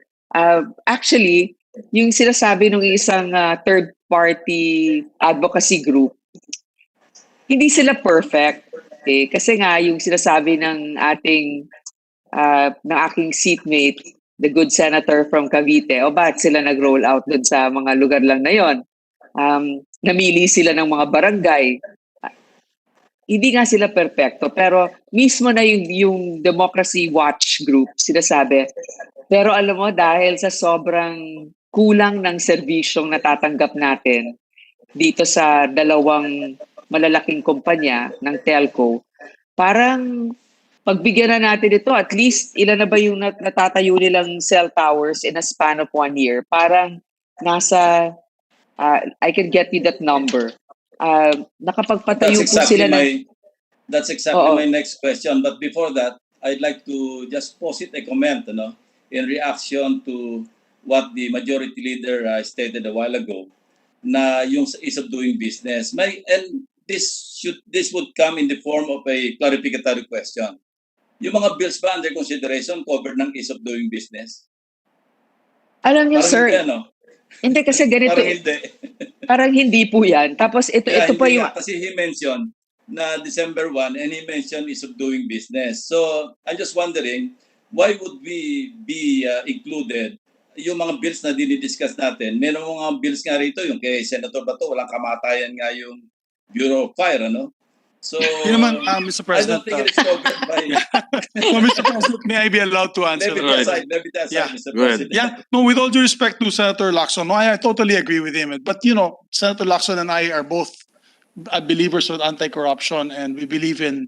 Actually, we're both believers in ease of doing business. Matter of fact, he filed the first anti-red tape law in Congress, which was improved by the ease of doing business that we both co-authored. But it just sends a wrong signal, Mr. President. I was chairman of the Committee on Franchises in the House for 2 terms, 6 years po. And my policy then was when they applied and they have complied with the requirements in terms of documentary legal requirements, questions from our colleagues. Hindi ko na at that time pa po, Mr. President, merong mga gang of 5, gang of 1. Meron doon. Talaga, mag-isa lang siya. Kilala ni na Ma'am Risa ito kasi mga kasamahan namin to dati. Talagang kung anong paghaharang nila, hindi po ako pumapayag dahil it will send really a wrong signal na to the business community that when they apply for regulatory franchises, na we are there are people, unfortunately, there are people in the business of making this a business in Congress. And naawa naman ako sa mga business community because that really could be a hindrance in their expansion. So I only mentioned the ease of doing business, not because it is part of the law, it's just that it's really just trying to get them to continue with their business proposal and their business programs, Mr. President. Not only for this, but all for the others that are applying. But I just wanted to put on record, Mr. President, that our dear chairperson really, really insisted that they show good faith muna. And they did, in fairness and compliance. And I think we can appreciate that, Mr. President. Thank you. Thank you, sir. Thank you very much. Yeah, I was just kidding or teasing the majority leader, Mr. President. Actually, kasi boring itong interpellation ko. Kaya Boring pala, Mr. tapusin na President, natin to. Going back to my question that as I stated, how many towers have already been built in Visaya, in Mindanao, in Luzon, and in the Visayas? Mr. My next President, question is, para paganda na, where are these towers located? you know what? I don't have all the specific areas. What I have is the number. In the span of 1 year, they were able to build 2,360 cell towers. And I know that they have in different places, in Malabon, in Bacolod, in Angeles, but hindi pa nga lang operational doon sa mga hindi sa Mindanao and Visayas. Pero nationwide, nag-roll out na sila a total of 2,360. Now, I think that's really more than the rollout of the other telcos in the past year. And because also this pandemic, which was a challenge to build anything, we commend them for at least making an effort and providing livelihood and jobs. So, especially at this time, I think that's something that we need to take note of and somehow commend. I ask because I'm interested to know because I plan to subscribe. And gusto ko malaman saan yung malakas yung signal nila. Kasi there are areas na mahina yung globe and even smart. So I want to find out. So when I go to those areas and I know that they're strong there, they have towers there, then I can shift to using dito telecommunications, Mr. President. So Actually, that's the reason. Medyo selfish yung motive ng tanong ko. Pero I would just like to know saan yung malalakas nilang areas where the proliferation of the towers are. Kaya, Mr. President, most of us are also interested to find out. Of course. Most of us, Mr. President, live in a community that has a homeowners association. In the Bayanihan law, there is a stipulation there that although we do not take away the right of the homeowners to decide, what we require of them is for the homeowners to vote if they will allow a structure to be built within their area. So siguro kung sa inyo magbotohan at pumayag na maglagay ng cell tower doon, pwede silang magpatayo doon. But kung hindi mavovote ng homeowners, hindi pwede maghimasok ang gobyerno at payagan doon. Yes, merong report that dito is set to launch in Metro Manila this coming June. So what's the status of that plan, Mr. President? Mr. President, apparently, according to them, of course, we will evaluate them when the time comes. They're on time with their rollout here in Metro Manila in July, sometime I think July. Yung commercial launch nila dito.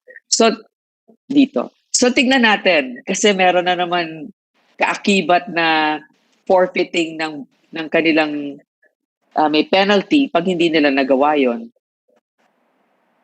My last point, Mr. President, there have been reports that some illegitimate groups, even unscrupulous individuals, are misrepresenting themselves, as representatives of DITO company who look for possible lots or lands, properties for tower installation. In fact, I had this experience when I went with my wife to buy some seedlings for her plantita sa Bai, Laguna ito.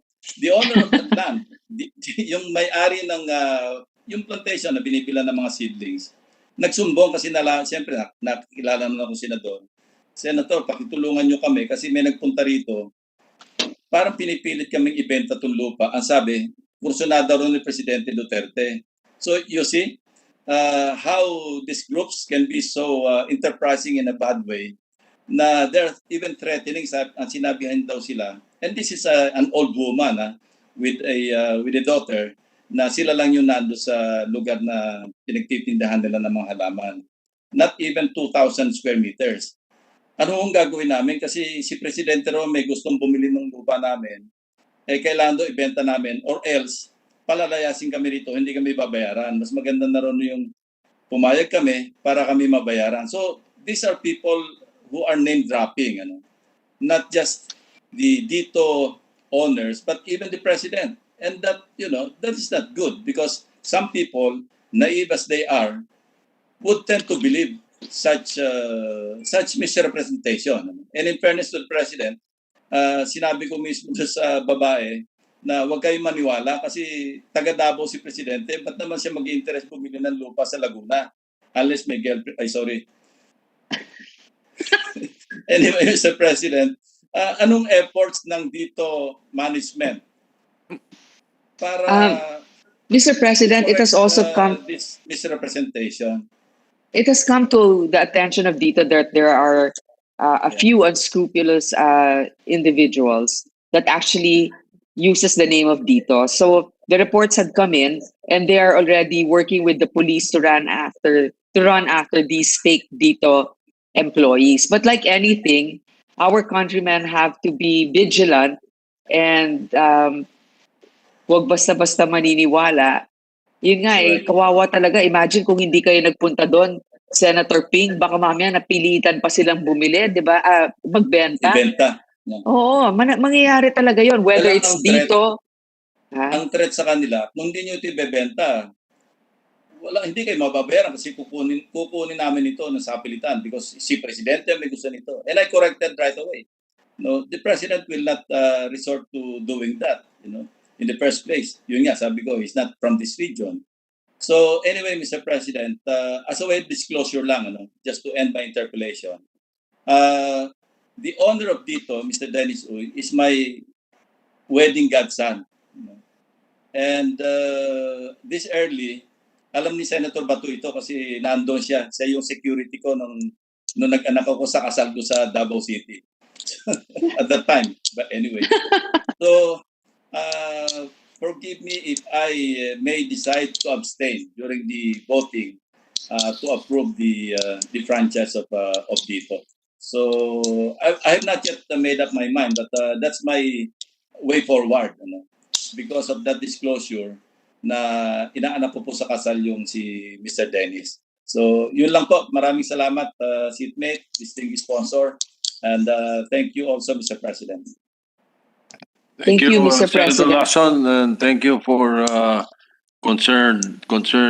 being concerned about the health of the people here. Thank you very much. All right, Majority Leader. Thank you very much, Mr. President. No other colleague wishes to interpolate the measure. We'll just recognize Senator Dillon, Mr. President. Senator Dillon and then Senator Gordon. Senator Dillon is recognized. Very much, Mr. President. Very briefly, and I hope the good lady sponsor can yield the floor to a few questions. Will the gentle lady yield the floor to a few questions? Yes, Mr. President, definitely to our good minority leader from Iloilo. Thank you, Mr. President. As the records will show, Mr. President, we expressed reservation at the time, during the time when the chamber considered and passed upon the transfer by Ms. Latel of its controlling equity to Dito. And I'm sorry, when I have expressed reservation when Ms. Latel's stockholders transferred control of Ms. Latel because of what we perceive to be its non-compliance with the terms of the franchise.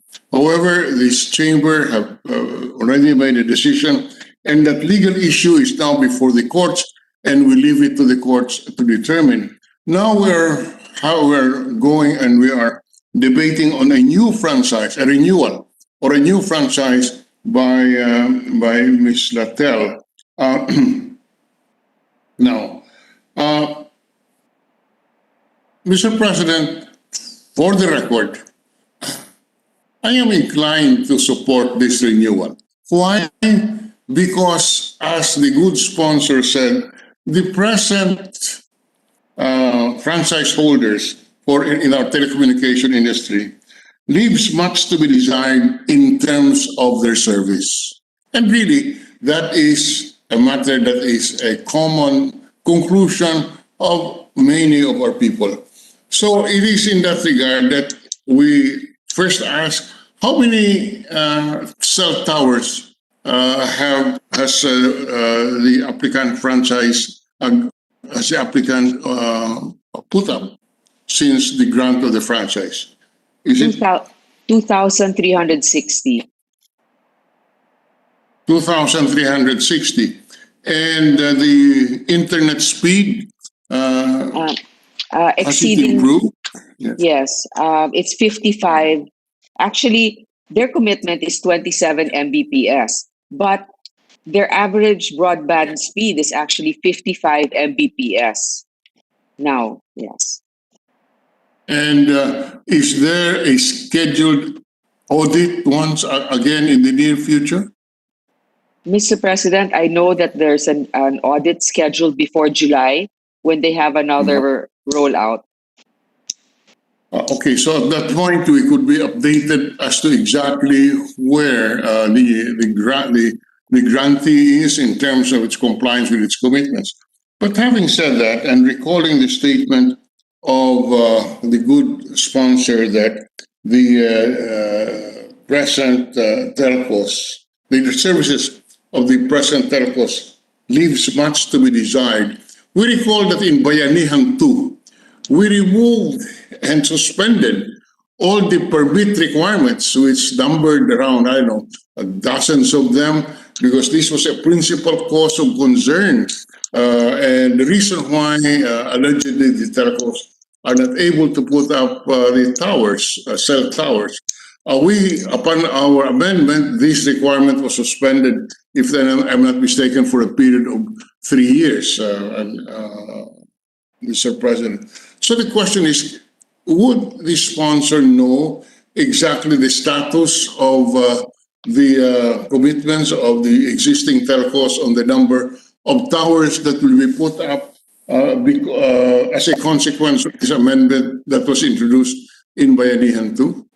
Actually, Mr. President, if I understand the question of our minority leader correctly, he's asking the other telecommunications companies how many.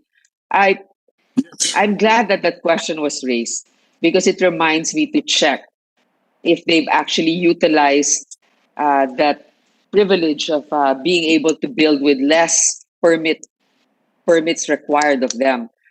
They haven't yet updated our committee on how many they built, but for sure, we experience almost the same things. Like our minority leaders reported that there's still the same dead spots in Mindanao for him. I know that when you traverse EDSA, there's certain spots that are dead. So I don't really know, Mr. President, how many and where. Would a good sponsor, since the chair of the Public Services Committee, ask the ICT or the NTC as to the on this aspect of the compliance by the two existing telcos company of their commitment to put up more cell towers? Definitely, Mr. President. I think that it is also for our information if they've been true to their commitment, since we already did our part, and especially the minority leader in particular made sure that critical infrastructure for telecommunications should be included as an exemption to all these numerous permits, because many of us are working from home, many are studying from home during this lockdown.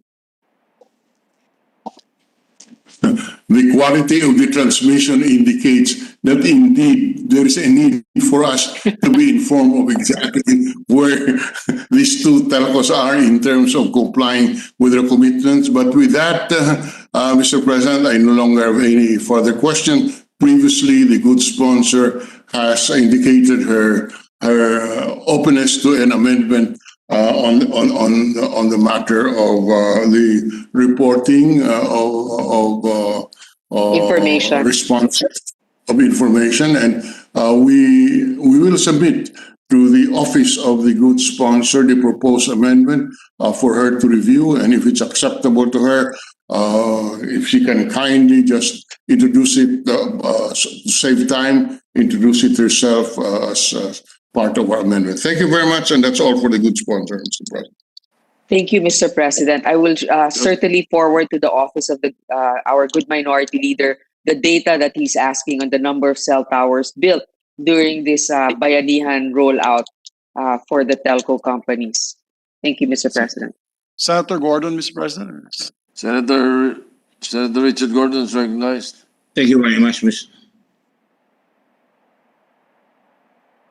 Yes. Thank you very much, Mr. President. I wonder if the gentle lady will answer a few questions that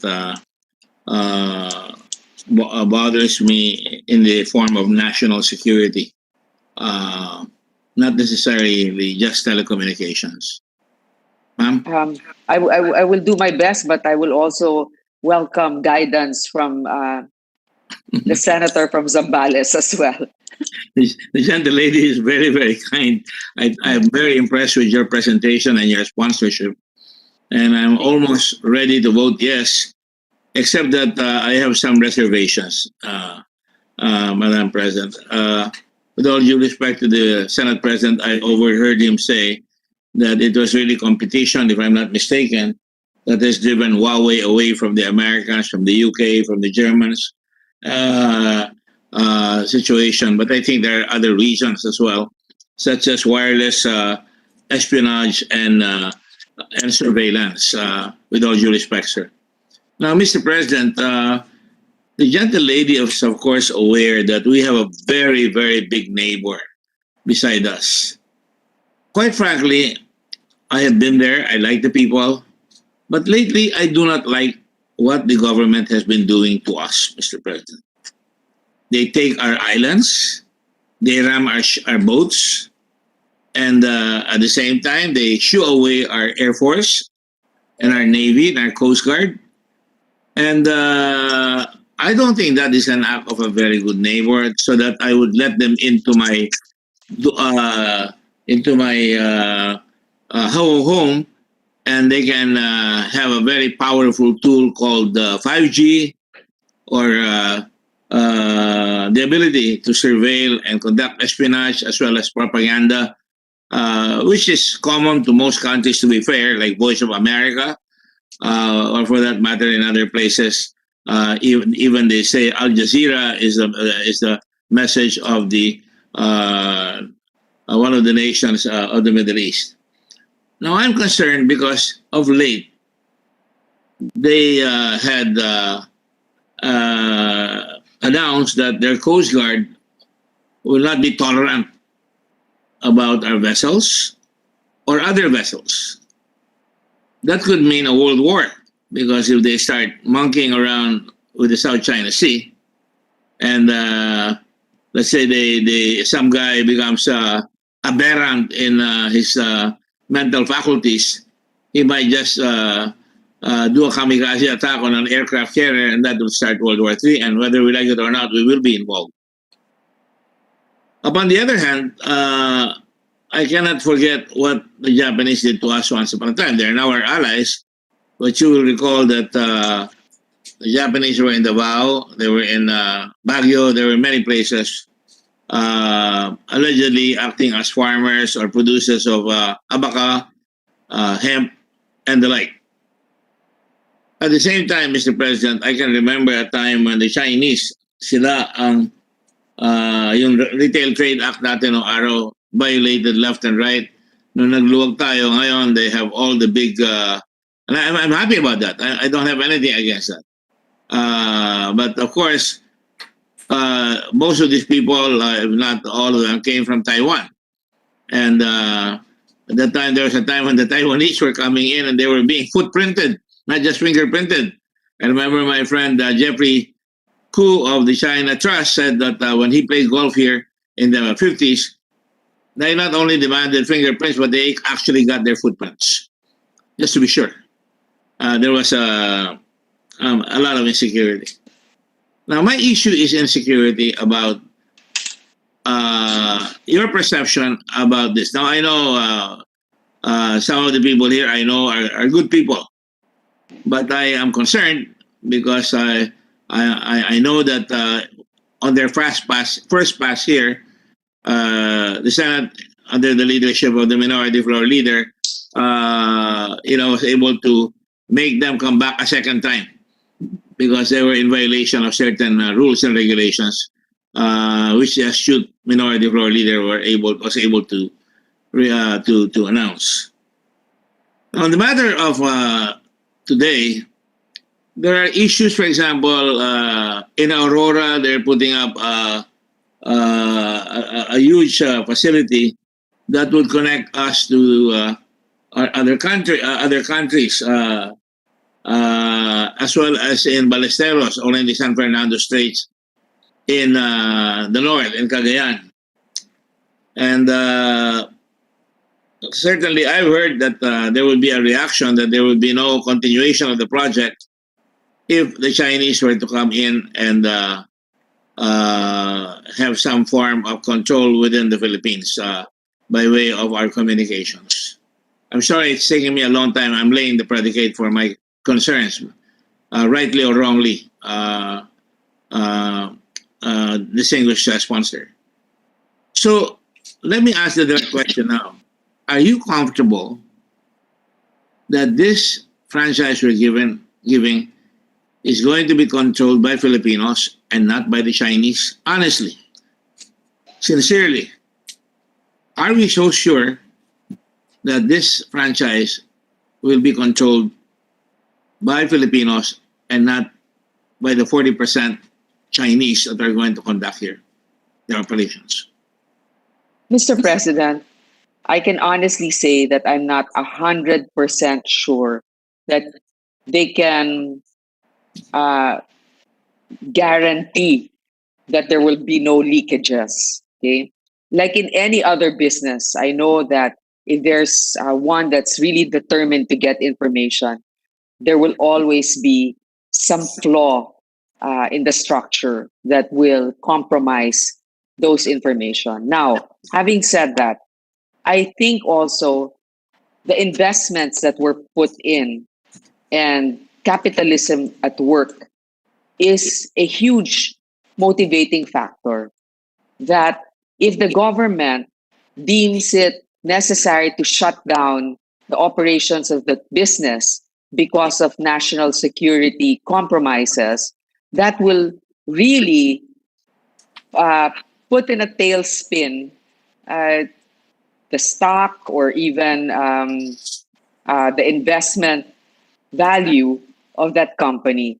So it is in the interest of the Filipino board members and owners of DITO to make sure that they are compliant with our laws and the guidelines of the franchise. Because if they're found out otherwise, that can be grounds to cancel their franchise. So in respect, our obligation is to make sure that we have those safeguards in place so that in the event that they are negligent or maliciously giving information to the foreign entity, that they will be sanctioned and that they will pay for it. In fact, Mr. President, when you think about the incursions of this foreign entity, they are spread out in so many different aspects of our lives now. For example, and I'm not saying that this is bad, they are the first ones that donated the vaccines to our country. Who are the first ones that were vaccinated? The ones that are providing security for our president, the ones in the military and the police, and our frontliners.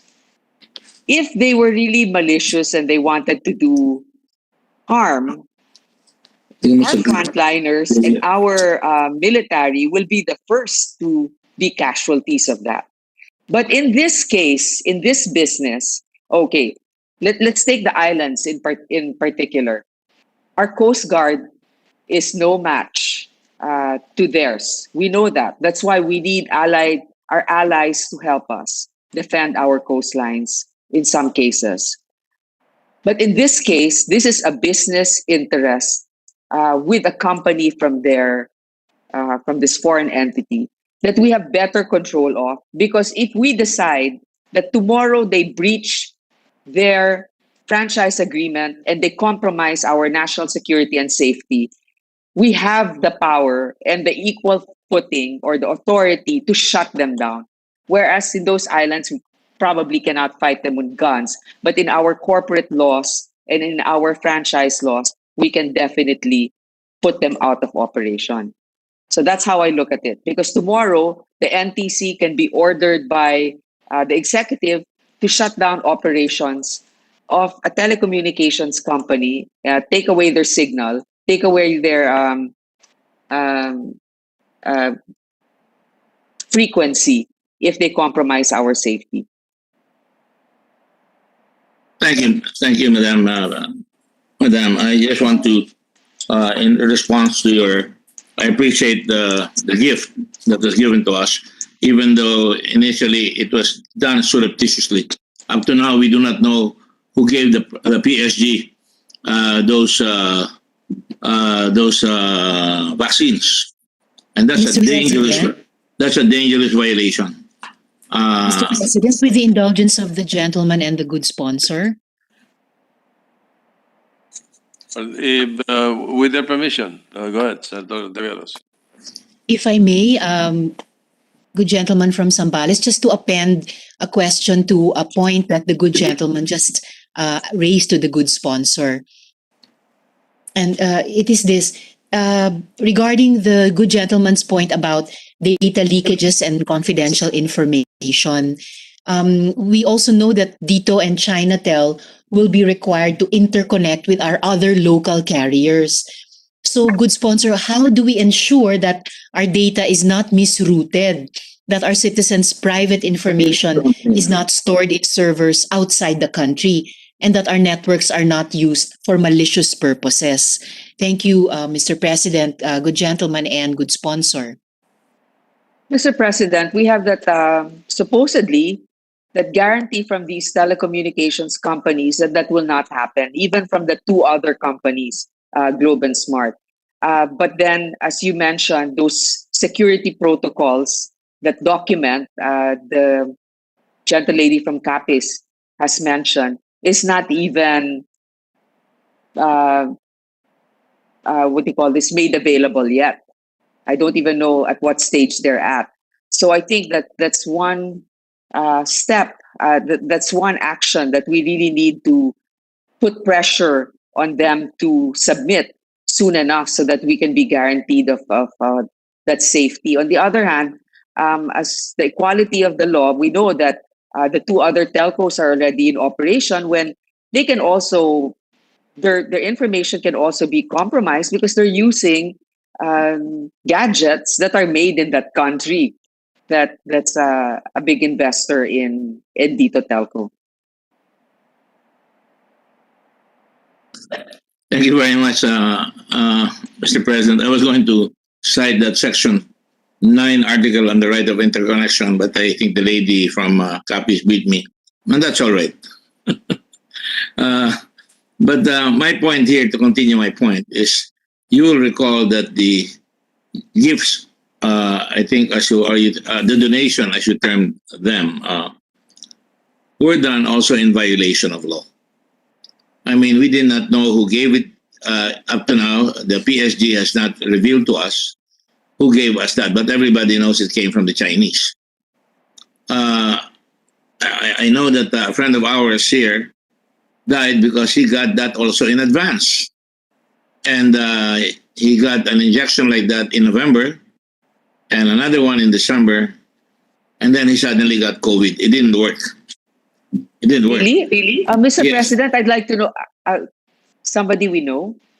Yes, somebody we know. You may ask your seatmate. He knows him as well. And I don't want to mention that here. Okay. But That's that is sad, fact. though. That's a Okay. fact. And I told the relations that he should not have done that because, I'm in the Red Cross. We'd like to follow the regulations because indeed that's very dangerous. That's why you have an FDA to make sure that we do not do that. But this is the tendency sometimes of our neighbor.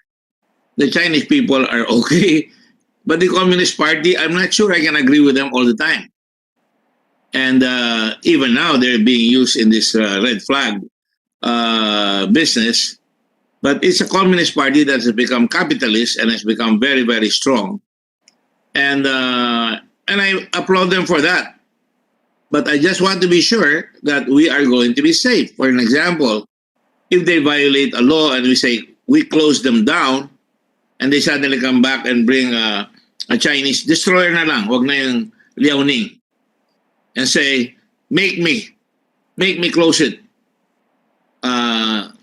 Do we have the wherewithal to tell them, take your destroyer out or we'll blow you to bits?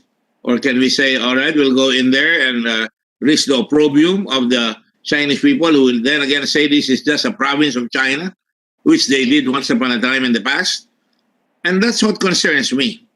And I'm sorry, I like I said, I deal with the Chinese a lot. But like I said, I'm nothing against that. But ang kinakatakot ko is you are giving them a base of operations here. It's a base for the possibility, I'm not saying they will, for espionage and surveillance. There was already that big brouhaha when they start building on our military bases. And quite frankly, I don't know. Secretary Lorenzana is a very good friend. I respect him. I don't know how he can say, it's okay. It's okay. But, it's just like try building it in the U.S. naval base before, and I'm sure that's a Philippine base hosting U.S. facilities, and I'm sure the Americans would have disagreed. And for that matter, the reality is, just to lend another analogy here, and I'll go back to the donations. They gave us AK-47s. They're a nice neighbor. But we learned when I was in college the term Timeo Donaos at Dona Ferentes. Beware the Greeks when they bring gifts, Mr. President.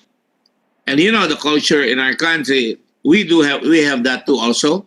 We give gifts to our friends.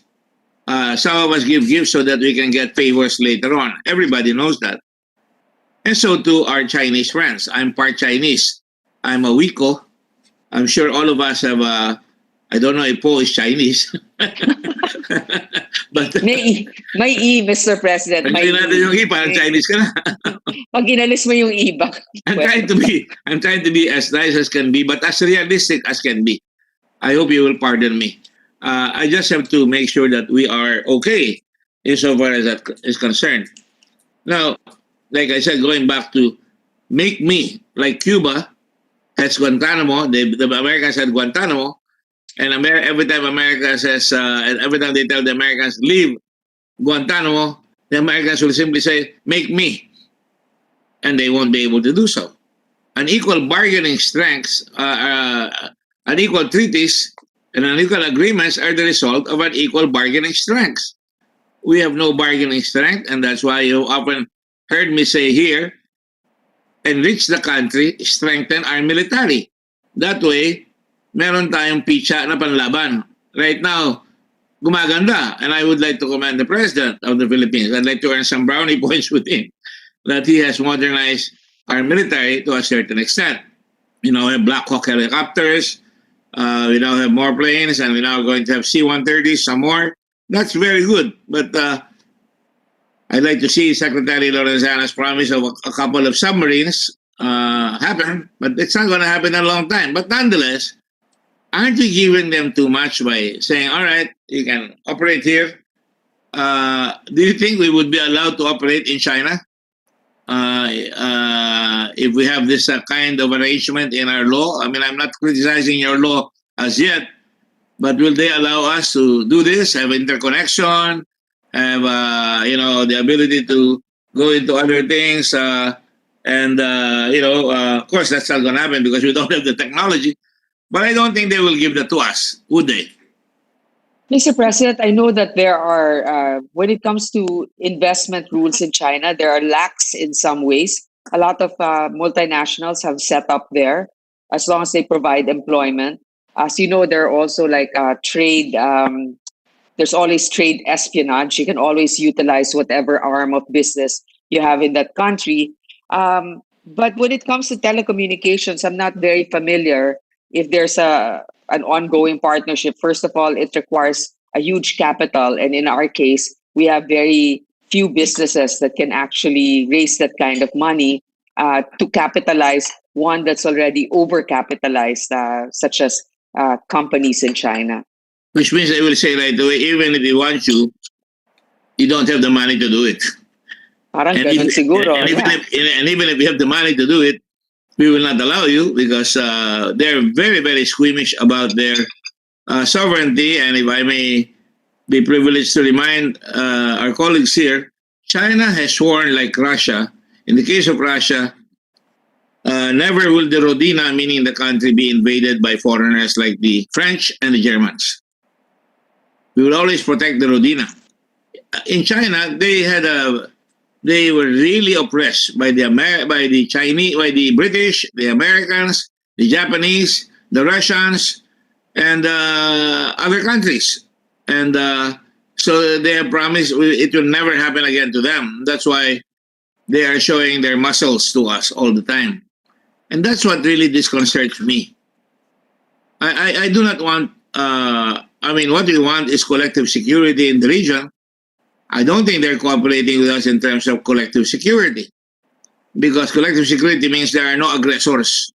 And if there's an aggressor, the collection of nations that have signed up on that will certainly go up against the aggressor. Now today, I read in the papers, I'm sure you all have that because you're all up to date. We saw the new U.S. State Secretary talk to Japan and say, you have a problem with China in the Senkaku Islands, and America promises to support you and back you up to the full capacity of the American government. They have said that to us also. And that to me are dangerous statements that should not have been said, except that there is a tendency for the Chinese to be very aggressive in the South China Sea. Imagine they took away. And what was wrong with Chinese and Vietnamese and Filipinos going to Scarborough Shoals, exchanging cigarettes, exchanging drinks, exchanging their ulam? Then all of a sudden now they can't do that. Then they come out with this law, and I've said that already. Ano ba naman lalagay mo kanyon doon sa maliit na bangka na makakatakot sa kanila? So to my mind, I am concerned. I am concerned with all this. You can talk to me about how many Mbps they're going to put up, even CPS or whatever it is. It's a lot of alphabet soup there. I know that this is going to put Globe and Smart on notice that, hey, there's a big guy in the block now. And that will be good for the country, except that it has its price. And that's what concerns me. They can listen to our telephone calls. You remember the enemy of the state? That was about 25 years ago. It's now happening everywhere. espionage is something done by all other countries of the world. And with a big neighbor that has a quarrel with us on the Philippine Sea, on the West Philippine Sea, on their 9 points, Mr. President, nine dash points, that is not a very healthy way to allow them more foothold by way, especially of the most important thing in today's world, communications, and allow them to get a leg up on us when we cannot even find out whether they are indeed listening, surveilling, or taking out information from us. We do not have that capability right now. And, you know, we know that their submarines crisscross our islands. So do the Americans. We know that they overfly us. We don't even have the radar to stop them and say, hey, you have to pay every time you pass here. And I'm not going to bargain on the weakness of our country. That's our fault. And that's where I'd like to see our country, this Senate, really push it. But we can't push it with the tongpats na sinasabi ni Senator Lacson, with the tongpats in LTO, the tongpats in health, and then papasukan pa tayo nito, ang laki ng kakargahin ng ating bansa para mapigilan yan. So, I'm sorry I had to ask you those questions because right now I have to settle in my mind that, okay, they can come in, but if they're here already, they can listen to everything. They can listen to the president talking with everybody. And we have a president, well, that's his prerogative, but there is 110 million Filipinos who may disagree with him on being too friendly with China. I don't think in every survey the Chinese rate high here, but that's not an argument. That's not an argument. I'm not going to use that as an argument. But my point is we have to be sure before we vote on this that we are given the assurance, and they will give us the assurance, oh no, we're fine, we won't do that to you. Well, take a look at the Silk Road. Sri Lanka has lost its airport. Djibouti now has a Chinese base because they were not able to pay. And I do not want that to happen to our country because ang daming pinangako. Pinangako yung Subic Railway between Clark and Subic. Na muti na yung bibig ni Secretary Tugade sa akin na gagawin na yung Subic Clark Railroad going to Subic. And wala pa hanggang ngayon. In fact, pati yung pangako niya na papaanda rin na uli yung Subic na ginamit natin ng FedEx, wala rin yan. So how can I put trust in the NTC? Now, many of us I know, I certainly am foursquare, and I know some of you are, in the closure of ABS-CBN. We can close an ABS-CBN. I can talk till I'm blue in the face that I'm against the closure of ABS-CBN.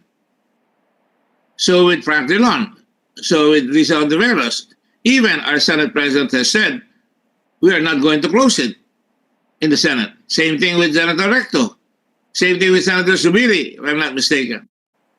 But in this particular case, if we say we'll close you because you're fooling around, how do we press the initiative to say you're out of line, we will fine you, and then we will close you if you have continuous arrangements like that? But when the track record is not there, we have been promised billions and billions of infrastructure. I never believed that because of my experience in Subic, in tourism and all that. When you go out, people sign memoranda of agreement, and they never get built. Good propaganda for the visiting president, but the reality is very few get actually built. And in a country where we don't have predictability, consistency, and continuity, where there is a lot of influence that is undertaken upon all of us by certain people who are interested, interest groups, so to speak, they also provide a very strong pressure group that will not allow us to say no later on. And that's why I would like to have these concerns. I have others, and I know we have to close at 6. I don't want to, otherwise my good friend Frank Dillon will again chastise me for talking so long. upon the instructions of the majority floor leader, the real majority floor leader, if you will. But those are just my concerns, and I'd like to manifest that here so that we can talk about it and think about it, not only as friends, but as patriots of this country who love our country. Thank you very much, Madam Po. You're an excellent sponsor. I really am impressed with it. We will just have to talk about it some more, if you don't mind. Thank you very much. Tapusin na natin, boss. Mr. President, I'm very flattered coming from the good senator from Zambales for his Just kind a reminder, words. Mr. President, we have several other franchise bills, Mr. President, pending with our. I hope our colleagues can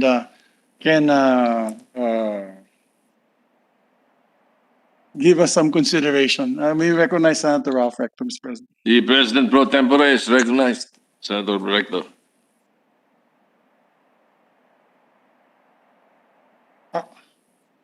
I'm sorry. Go ahead, sir. Thank you, Mr. President. I'll just take 5 minutes, Mr. President, just a few questions. Just to follow up on some of the points raised earlier by Senator Risa, Senator Gordon, and the Minority Leader. How much is the total assets of Dito Corporation? Mr. President, if I'm not mistaken, 150 billion. 150 billion. And how, Hold on, Mr. President. 170 billion. okay. And how much is the total equity?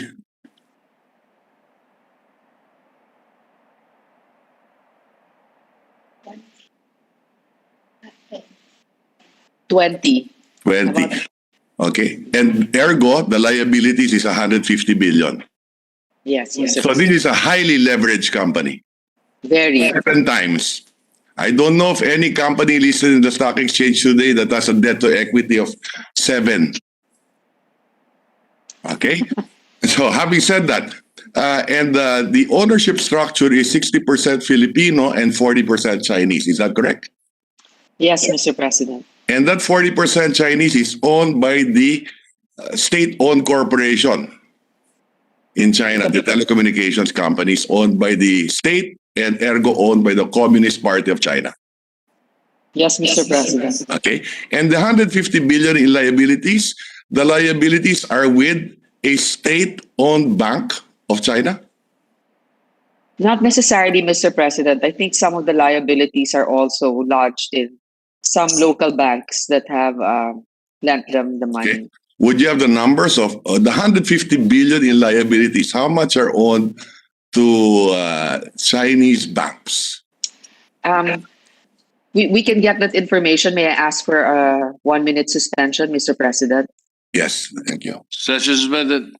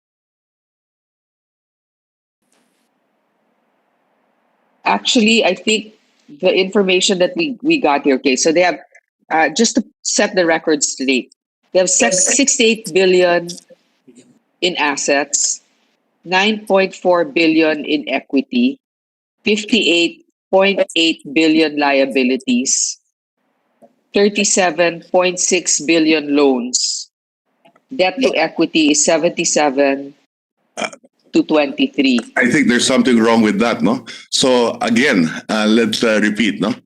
What is their equity? 9.4 billion.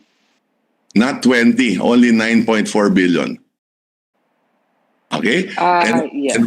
Yes. And what is the total liability? The total liability is 58.8 billion, of And what- which 37 point. You know, asset, equity plus liabilities, you're equal to your asset. Okay. You know, unfortunately, dito not submitted to the committee their financial statements. I think that if you add the equity and the liability, it will be the assets. Correct. 68 billion. So Yes, it's I only, think, yes, also only 68 billion. is yes, the total assets. Yes, And only 9 billion is the equity. yes, And the balance is their liability. yes. Okay? And how much is their cash in bank left? Hold on, Mr. President. Let me get that The point information. is this, no?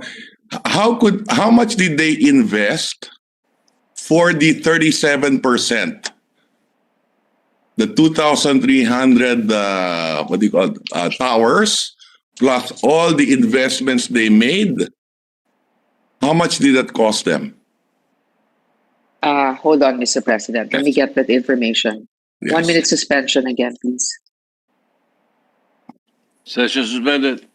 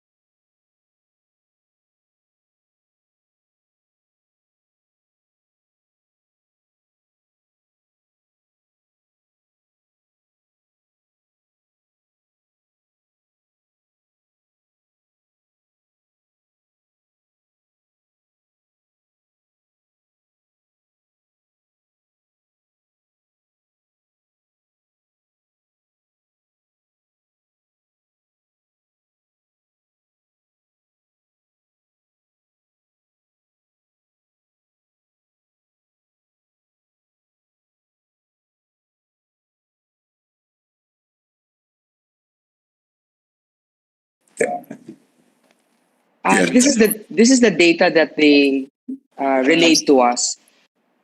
They have 877 million cash left Okay. in banks. Okay. They have, and then they spent 150 billion in terms of vendors for the rollout of their infrastructure. Okay. So they spent 150. So it's not showing up based on the figures you mentioned earlier. If they spent 150 billion, that should be part of their asset, right? I suppose, Mr. President, you'd think, right, that Of would course, be part that's of it. accounting. That's accounting, right? It's simple accounting. Okay. So if they spent 150 billion, then their assets should be at least 150 billion. Okay. But okay, the point is, Mr. President, if I may clarify, this Yes. is what they said. The 150 billion is not yet reflected in the financial statements because it is still a matter of turnover of towers. So as we know, the 2,300 something towers are all over the Philippines, but the rollout is only still in this Bismin. Yes, I That's why understand. it's not. Yes. I understand. Nevertheless, more or less, what you mentioned earlier is more or less correct. 20 billion yung equity, 150 billion in debt, in liability. Okay? So their total assets will be 170 billion.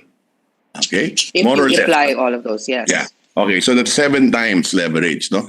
And you mentioned earlier also that their liabilities are with a state foreign-owned bank. Is that correct?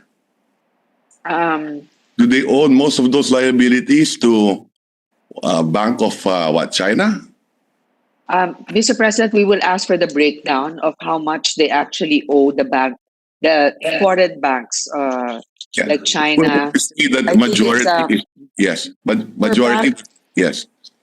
For bank basis, they can provide. They can. Hold on, Mr. President. Yeah.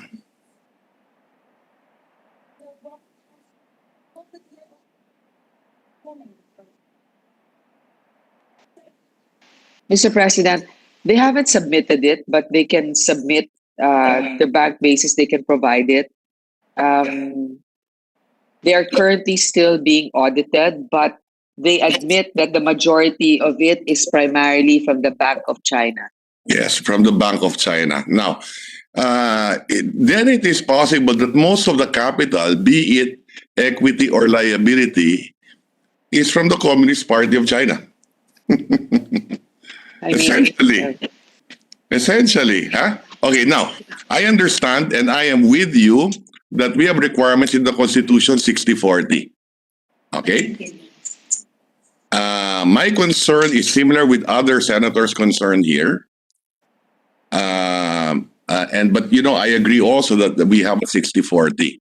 Now, my concern is later on when we get to the Public Service Act and we allow 100% ownership, because this debt could be made into equity. So that is my concern. And I will take that up once we discuss the Public Service Act.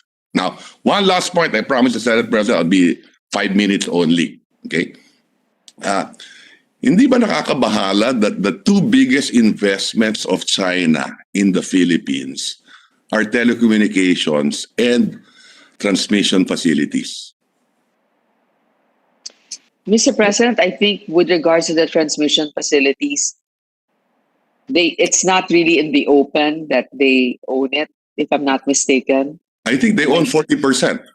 Yeah, 40%, right, but not full ownership. Right. What is being whispered upon is that they own more than 40%. That's the rumor.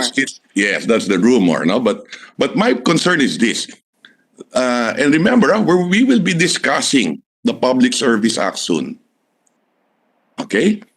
And my worry is that the two biggest investments of China in the Philippines today is telecommunication and transmission. Now, we are opening up the Public Service Act to many industries.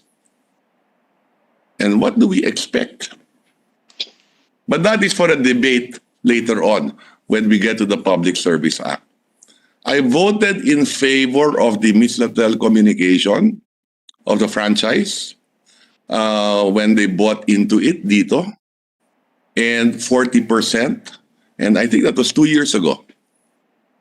Okay, so I'm willing up to 40% because that's what the Constitution provides. But I really have a lot of misgiving that later on we will be allowing. We are redefining what a public utility is and what a public service is. And that we are allowing 100% ownership in many of our public utilities and public services. And like I said, today, just to manifest on the record, that their two biggest investments in the country is transmission and telecommunications. So I'm a bit concerned about that, Mr. President. So I promised the President I'd be very quick, and at the appropriate time during the debates in the Public Service Act, I have reserved that we will be asking a lot of questions also at the appropriate time. So thank you very much, Mr. President. Thank you, Mr. President. Thank you, Senator. Thank you, Mr. President. And to our Yes, thank you, Mr. President. I believe Senator Sherwin Gatchalian will give a short manifestation, Mr. President. May we recognize Senator Gatchalian? Senator Sherwin Gatchalian is recognized.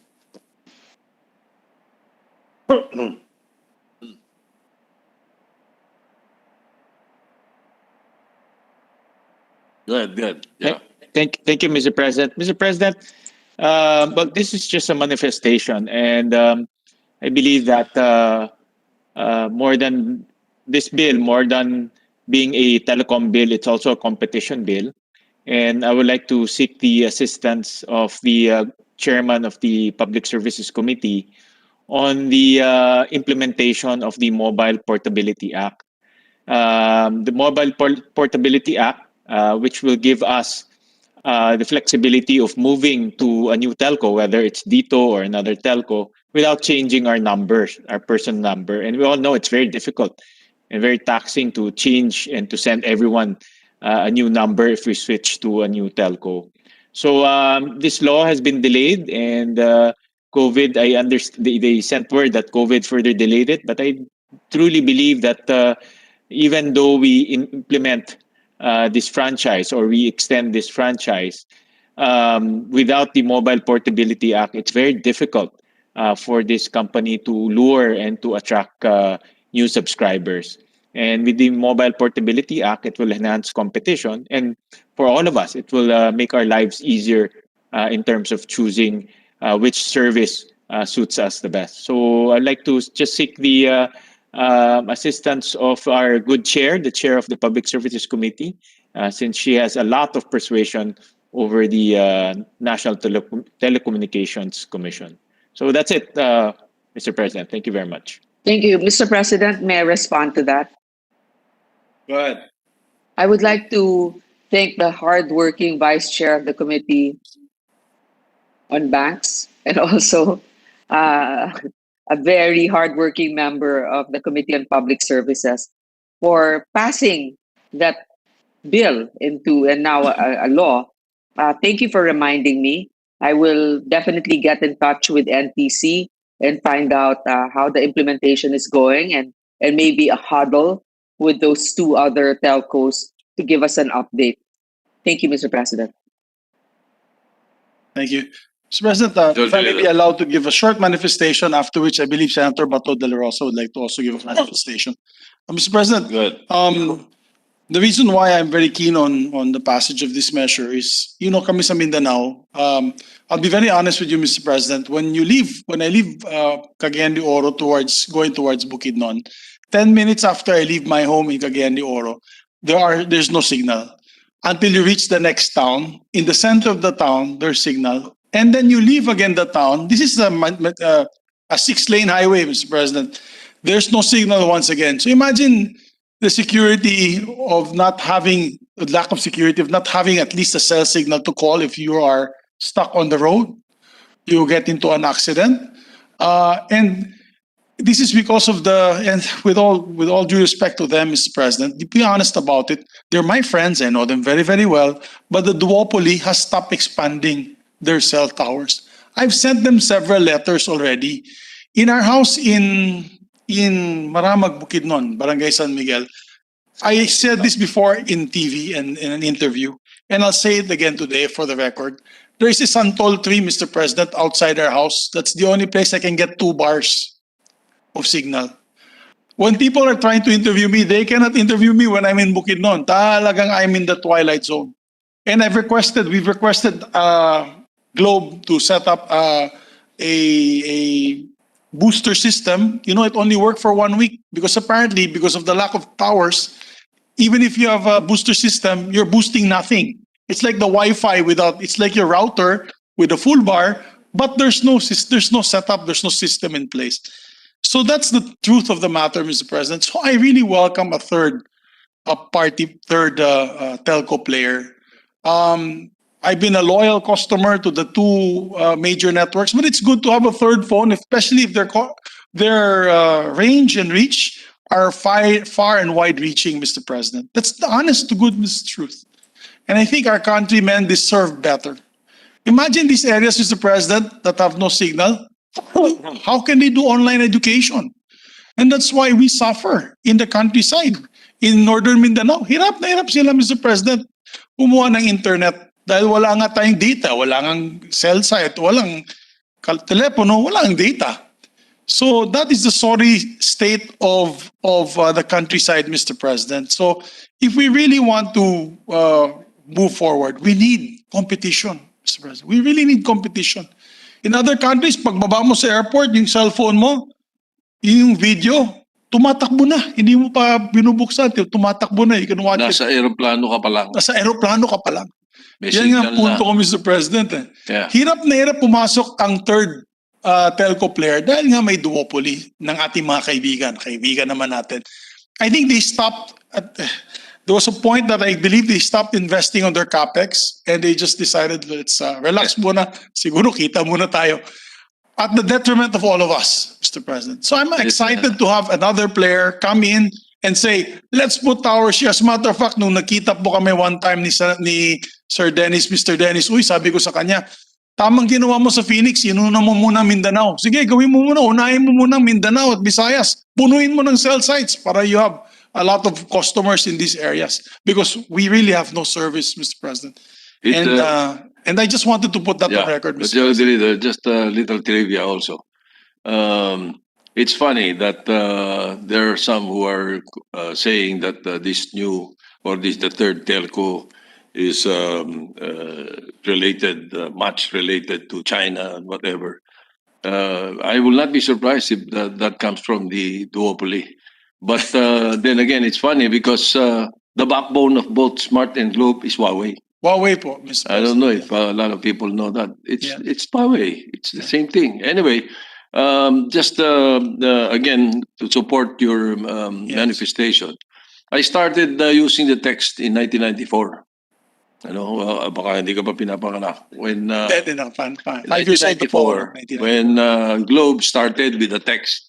We started with PLDT na ano lang, yung mga OKI na cellphone. But in 1988, when I was vice mayor, we were using the sat phones. And it was very difficult. It was PLDT thereafter. And then 1994, nag-umpisa ang text sa Globe. That's when I started using the Globe for text. From that time up to now, ang cell site nila pareho, 17,000 hati pa sila. Yung nga po 1994 up to now. How many years ago was that? Yung nga po Totoo. Itong bagong third telco, may 2,000 na, wala pa isang taon. Di ba? Then let's give it a try. I agree with you, Mr. I agree with you. 17,000 ang cell sites, hati pa sila. From 1992, 93 up to the present time. Malala eh. Ibang bansa nga po, Mr. President, like Cambodia and even Myanmar, unfortunately, sad what's happening there. Mas marami pa silang cell sites yata, Mr. President, na kanilang mga telco providers. Kasi mabilis pagpunta namin dun because of the SEA Games. Ang bilis, kasama ko si Dave, yung staff ko. Mabilis yung data, maganda ang signal. So, sayang, kawawa naman. Indonesia, 200 million people, 100,000 cell sites. Can you imagine? 100,000 cell sites. Yes. Oh.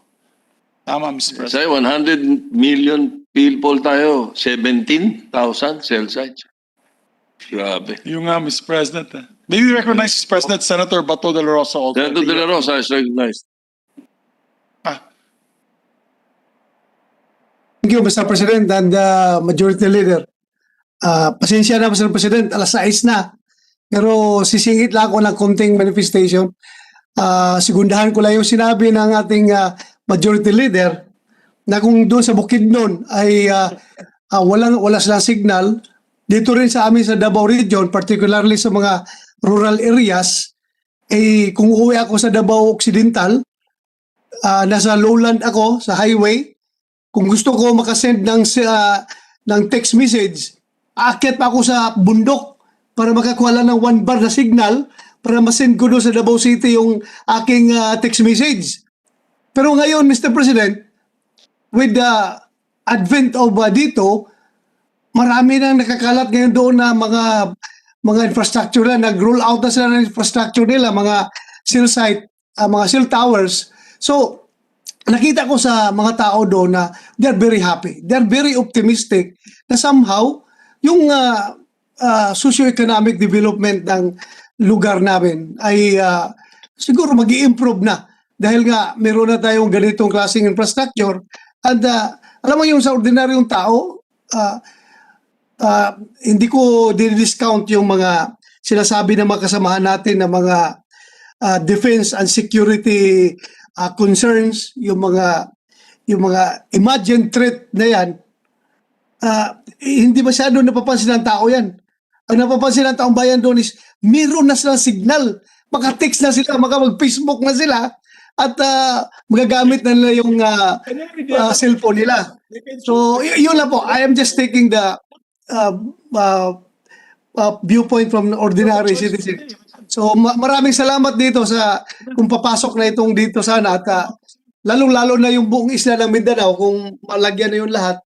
Maraming maligaya na tao kung maserbisyo na lang dito. Yun lang po, Mr. President, at maraming salamat. So, doon sa lugar ninyo, hindi naman lumalaki direhensya ng NPA? Ay, ang dito, Mr. President, Sa cell site? pag itong dito ay magbibigay ng SOP sa NPA, Mr. President, I know the owner very much. So, sisingilin ko itong may-ari nito pag ito ay magbibigay ng SOP SOP doon sa mga NPA, kagaya ng Ilagay nila yung mga cell site sa mga kampo. Ilagay sa mga kampo para hindi makadelay sa NPA. Diba? Anyway, Senator Po, you're recognized. Yes, Mr. President, I think also because we are very concerned about the delivery of the commitments of this telco company, compared to the other two telcos, we've been very stringent about the requirements that they need to fulfill, that we actually made sure that there was a penalty of more than 20 billion pesos that they have to return. They have to pay the national government if they don't deliver. So that's a big motivating factor for them to actually deliver on their commitments. With regards to the signal of the minority leader, I was raising my hand earlier. I'm just surprised that Dito Telco did not include his barangay in the pilot program. That would have been a good opportunity for him to test firsthand. Maybe in the next rollout, he can request that. Thank you, Mr. President. Mr. President. Right, Majority Leader. Thank you, Mr. President. There are no other members who wish to interpolate. I move that we close the period of interpolation. Any objection? Chair hears none. Period of interpolation is closed. Mr. President, I move to open the period of amendments and recognize the sponsor. The period of amendments open. Senator Grace Poe is recognized. Mr. President, on page 4, section 6, starting on line 16, after the word successor, delete the succeeding sentence. On page 5, line 3, insert a new section 9 to read as follows. Section 9, renewal or extension of franchise. The grantee shall apply for the renewal or extension of its franchise 3 years before its expiration, which shall be reckoned from 15 days after the publication of the franchise in the official gazette or in a newspaper of general circulation. Renumber. Anyway, if there's no objection to the first amendment, the deletion of the sentence, it's adopted. And this one, go ahead. You're finished? Yes, renumber the section accordingly. After that amendment. Any objection? Hearing none, adopted. On the It's same committee page, report anyway. Go ahead. on the same page, line 12, after the word mechanism, insert the phrase including the required infrastructure and processes. I so move. Any objection? Hearing none, adopted. On the same page, lines 15 to 17, delete the last sentence. Any Section objection? 11, Oh, wait. Section 11 shall now read as follows. Okay. Mobile number portability. The grantee shall provide mobile number portability and its implementing mechanism, including the required infrastructure and processes, and shall interconnect directly or indirectly with the infrastructure, facilities, systems, or equipment of other telecommunications franchise grantee. It shall not install network features, functions, or capabilities that will impede the implementation of a nationwide MNP system. I so move. Any objection? Hearing none, adopted. On page 6, line 5, delete the word common and replace it with outstanding capital. I so move. Any objection? Hearing none, adopted. On the same page, line 32, delete the phrase its regularized employees and secure a compliance and clearance, and replace it with trainees and workers whose employment status are made regular, and append the appropriate. I so move. Any objection? Hearing none, adopted. On the same page, line 33, delete the phrase and its relevant attached agencies, and replace it with attesting that it has complied with the employment requirement under this section. I so move. Any objection? Hearing none, adopted. The last paragraph of the newly renumbered section 16 shall now read as follows. The employment opportunities or jobs created shall be reflected in the general information sheet to be submitted to the Securities and Exchange Commission annually. In addition, the grantee shall include in its annual report to Congress the number of trainees and workers whose employment status are made regular, and append the appropriate certificate from the Department of Labor and Employment attesting that it has complied with the employment requirement under this section. I so move. Yeah, we already approved that. Okay. You just read the. On, Continue. on page 7, line 3, insert a new section 18 to read as follows. Section 18, tax provisions. The grantee, its successor, or assignees shall be liable to pay the same taxes on their real estate, buildings, and personal property, exclusive of this franchise, as other persons or corporations which are now or hereafter may be required by law to pay, except radio, telecommunications, and electronic communications equipment, machinery, and spare parts needed in connection with the business of the grantee, which shall be exempt from customs duties, tariffs, and other taxes, as well as those declared exempt in this section. In addition thereto, the grantee, its successors or assignees, shall pay a value-added tax on all gross receipts of the business transacted under this franchise by the grantee, its successors or assignees in the Philippines, in lieu of any and all taxes of any kind, nature, or descriptions levied, established, or collected by an authority whatsoever, including but not limited to city, municipal, provincial, or national, from which the grantee is hereby expressly exempted, effective from the date of the effectivity of this act, provided that the grantee, its successor, or assignees shall continue to be liable for income taxes payable under Title II of the National Internal Revenue Code, pursuant to Section 2 of Executive Order Number 72, unless the latter enactment is amended or repealed, in which case the amendment or repeal shall be applicable thereto. The grantee shall file the return with and pay the tax due thereon to the Commissioner of Internal Revenue or his duly authorized representative in accordance with the National Internal Revenue Code, and the return shall be subject to audit by the Bureau of Internal Revenue, and renumber the succeeding sections accordingly. I so move. Any objection? Hearing none, adopted. On page 7, line 29, after the word granted, insert the phrase upon prior review and approval of Congress. The new section 21 shall now read as follows. Any advantage, favor, privilege, exemption, or immunity granted under existing franchises or may hereafter be granted upon prior review and approval of Congress shall, ipso facto, become part of previously granted telecommunications franchises and shall be accorded immediately and unconditionally to the grantees of such franchises, provided, however, that the foregoing shall neither apply to nor affect provisions of telecommunications franchises concerning territory covered by the franchise, the span of the franchise, or type of service authorized by the franchise. I so move. Any objection? Hearing none, adopted. On page 7, line 35, insert a new section 22 to read as follows.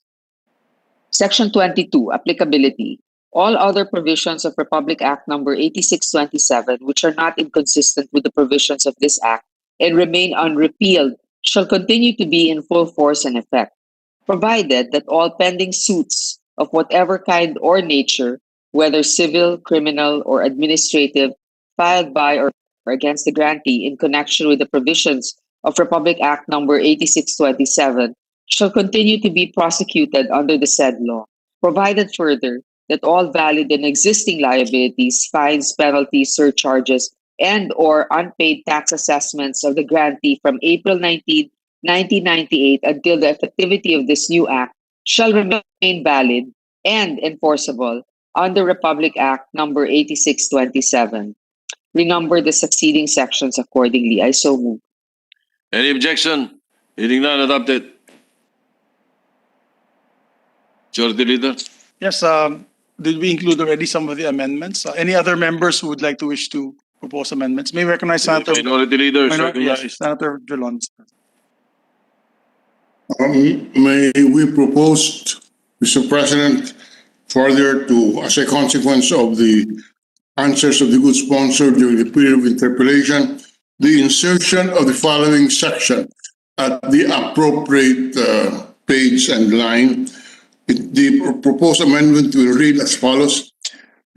The grantee shall make full report to the President and Congress any form of disclosure of any data or information, assistance, support or cooperation made to a foreign government, its instrumentalities or agents, period. Failure to make such disclosure shall be a ground for the revocation of the franchise. End of the amendment, Mr. President. I accept. I accept, Accepted. Mr. President. Accepted. That will be Subject to staff.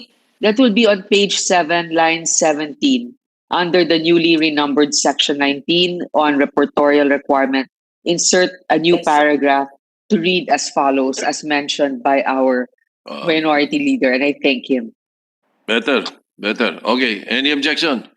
Hearing none, accepted, adopted. Any other Mr. amendment? President, I believe Senator Risa was proposing. May we recognize Senator Ontiveros? Senator Ontiveros, recognized. Thank you, Mr. President. Thank you, good majority leader. Good sponsor, I have 4 main amendments to the DITO franchise bill, namely that, and I will propose them in the proposed language shortly hereafter. Amendments, namely that franchisee must maintain 60% Filipino ownership despite whatever changes might occur in the legal framework. That franchisee must not store the private data of Filipinos or maliciously route any private data or information outside the country.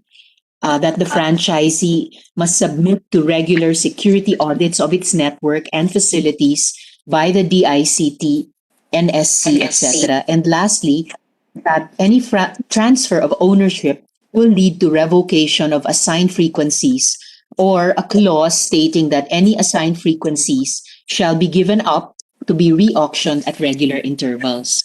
So, sponsor, these are my proposed amendments. First, that in Section 3, entitled Authority of the National Telecommunications Commission, page 3, line 6, after the word franchise, to insert a new sentence that shall read, the assignment of frequencies to the franchisee shall be subject to review at regular intervals.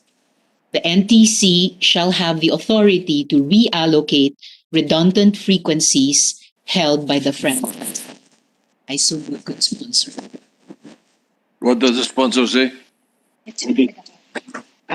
May we ask for the copy of that, because we really have to digest it. If it can be sent to us immediately. My staff is already waiting, coordinating with your office. Maybe we can move to the next. Good sponsor. Yes, moving to the next proposed amendment on or in Section 5 entitled Responsibility to the Public, page 3, line 32.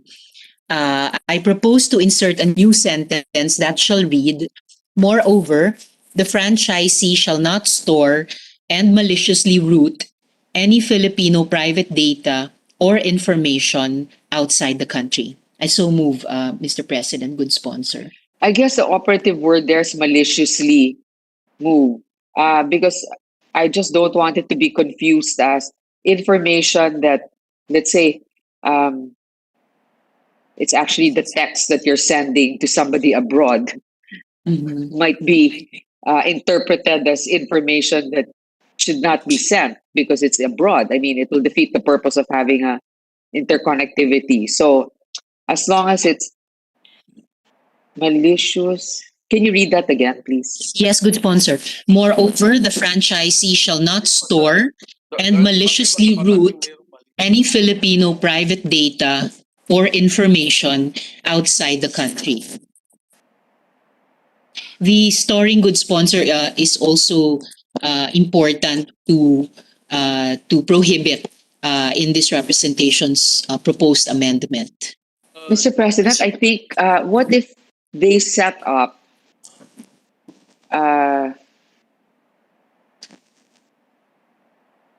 Can we hear the proposed amendment again? Because this is the first time that I'm hearing in a law the word malicious.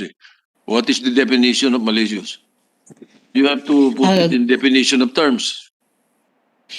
Mr. President, I repeat the proposed amendment that moreover, the franchisee shall not store and maliciously route any Filipino private data or information outside the country. Mr. President, good sponsor, I would be willing to withdraw the adverb maliciously if that is problematic. But therefore, for the proposed amendment to read, the franchisee shall not store and route any Filipino private data or information outside the country.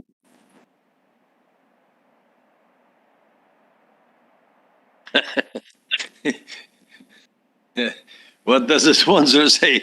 What happens if you're texting and sending a message to somebody abroad? Mr. President, I understand the concern of the gentlewoman from Capiz. On the other hand, we put this in this franchise, all telcos will have that, when it's already clear, without being too detailed, that they're not really supposed to share that information with an entity, especially when it comes to the privacy. We have many different privacy rules already that we can apply when it comes to sharing of information. I just think it will be a little bit. It's covered by the Data Privacy Act. And So then I would perhaps you can rather- review again, while Senator Hotiveros is sending you the proposals, the different amendments that she wants. The amendment number 4 that she mentioned, I distinctly, it rang a bell in my mind that all the franchises, when it's transferred, it has to pass through Congress. So we need not put that. There is a law that covers that already. Change of ownership. There's the law to follow. Yes, that's why they're applying for change of ownership now. So perhaps the sponsor may review the amendments that are being sent to you. Yes, Mr. President, good sponsor. I am currently sending the proposed amendments to the good sponsor with further explanations of why this representation is proposing them. I suppose this franchise bill is also unique because of the still unresolved other issues pertaining to the 40% stakeholder in DITO. And therefore, it cannot harm to reiterate what may in principle already be provided for in other laws. I don't Mr. think there's any President, problem with that. Yes, good sponsor. Mr. President, I'm inclined not to accept the amendment. I think that with the amendment of the minority leader, that the grantee shall make a full report to the President of the Philippines and Congress on any form of disclosure of data or information assistance, support, or cooperation made to a foreign government or instrumentality. I think that's really the crux of the issue being raised by the good senator from Capiz because of the possible interference of the that foreign entity or government. And I think with the provision recommended or submitted by our minority leader, it already covers that. That they need to report to us in case that an information is, it can be a ground for the revocation of their franchise. Yes, it's already been adopted and approved by the body. And Correct.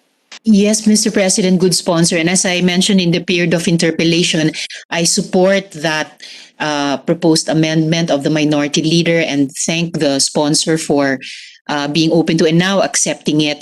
I think it cannot harm that there be this additional, although the good sponsor has said that she's inclined to not accept it, but I make a last appeal to the good sponsor that even if Dito were to regularly report to the president and to Congress any request or demand by the Chinese government for information or intelligence, it would also be a separate act if they were to, on the instance of that government, to store and then route Filipino data and information outside the country for whatever political or trade or other reasons. Good sponsor, Mr. President. Mr. President, if they wanted to be malicious about it, they would really do it, whether or not we put that in the law.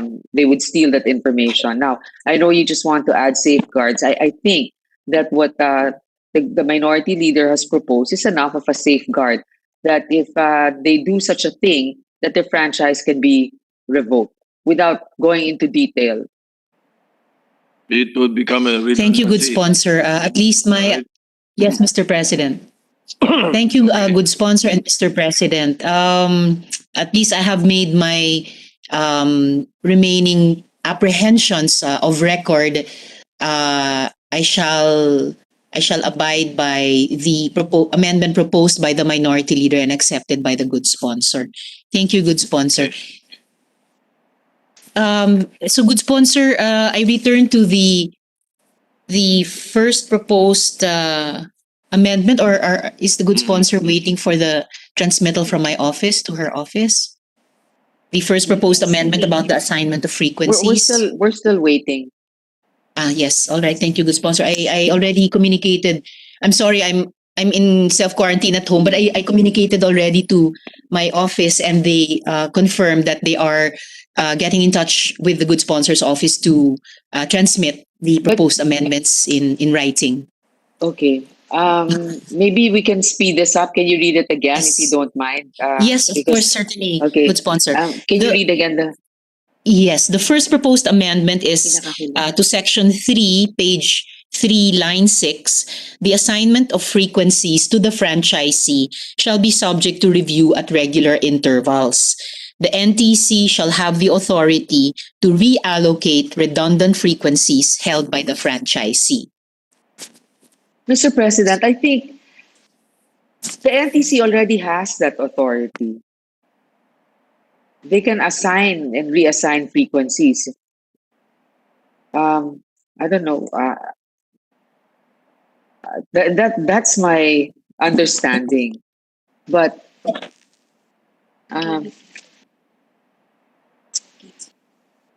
hold on, The- Mr. President. Yes, Mr. Just President. 1 minute suspension. Session suspended.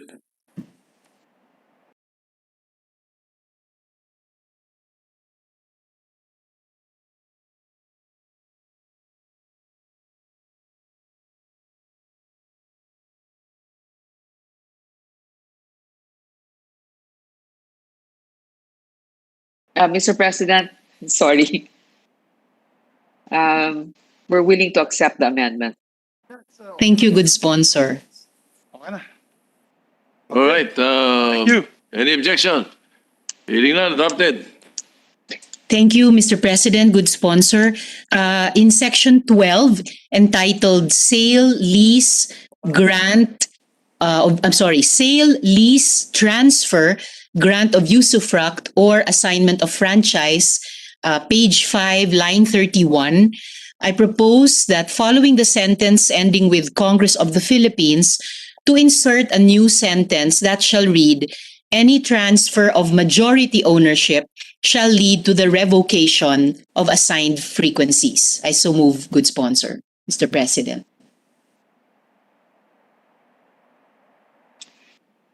Mr. President, I have a problem with that because Mm. we usually just concern ourselves with the granting of the franchise, but we don't direct the NTC on their requirements for the revocation. May I add to the information of Senator Grace, if I may be allowed?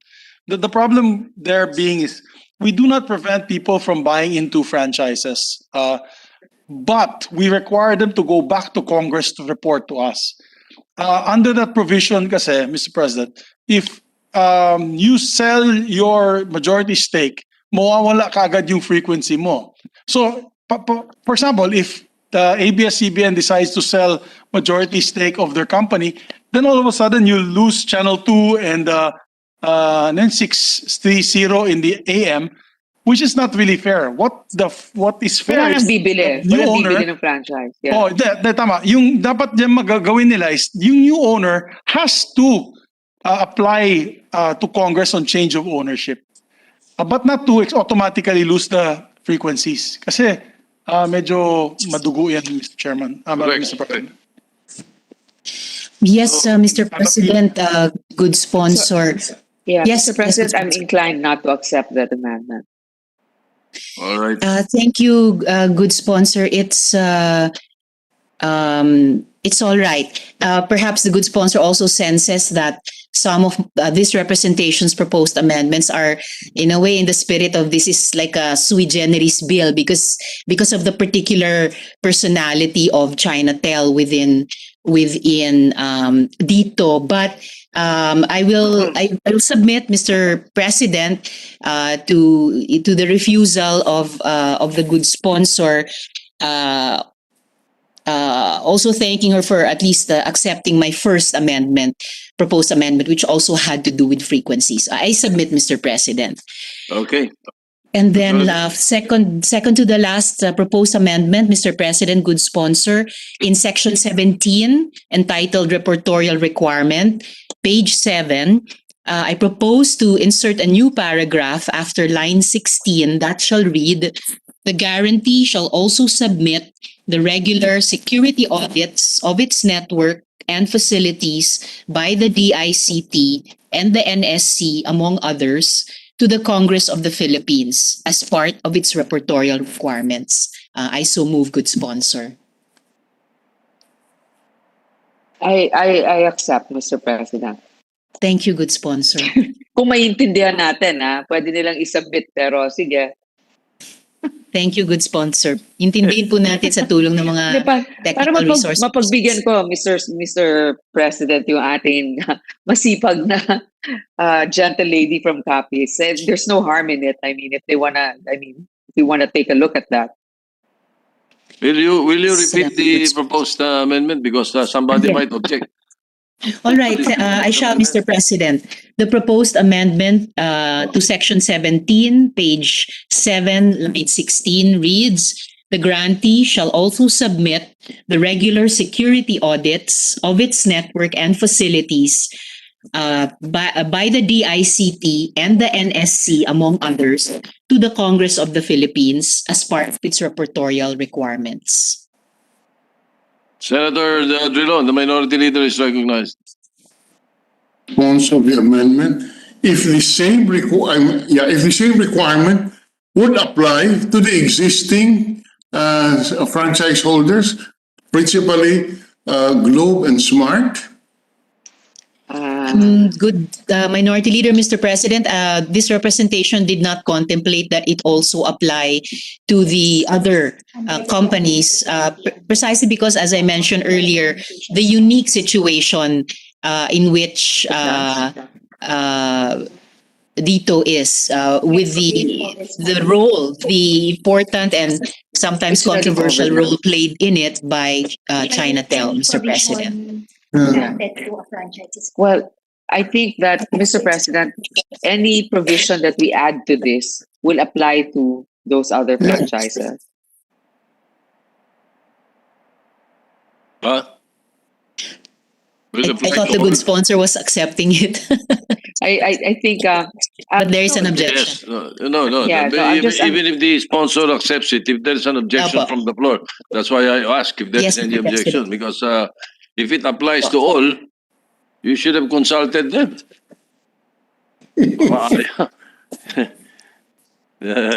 I think that is also the concern of the minority leaders. I certainly understand, Mr. President. I think, well, this representation's attempt in this proposed amendment is to make up for the vacuum so far of a cybersecurity policy and program admitted by no less than the National Security Advisor himself. Mr. President, just a Yes, Mr. point of good sponsor. inquiry. I decided to accept it because I figured we really have our oversight function anyway. So at any time we ask for that audit on their security performance, we can do it whether or not it's written here. They can request for an executive session, but certainly they cannot object to answering our call for an audit of their security features. So it could be redundant, and seeing that there's a bit of a doubt among our colleagues because of the applicability with the other telcos, we have to go back and then amend those. Maybe it's just safer to assume that because of our oversight, we can ask for those records. Yes, Mr. President, it's accepted by. Anyway, all right. So it was accepted. Any objection? Chair hears none. Adopted. Thank you, I think, good sponsor. No, seriously, thank you, good sponsor.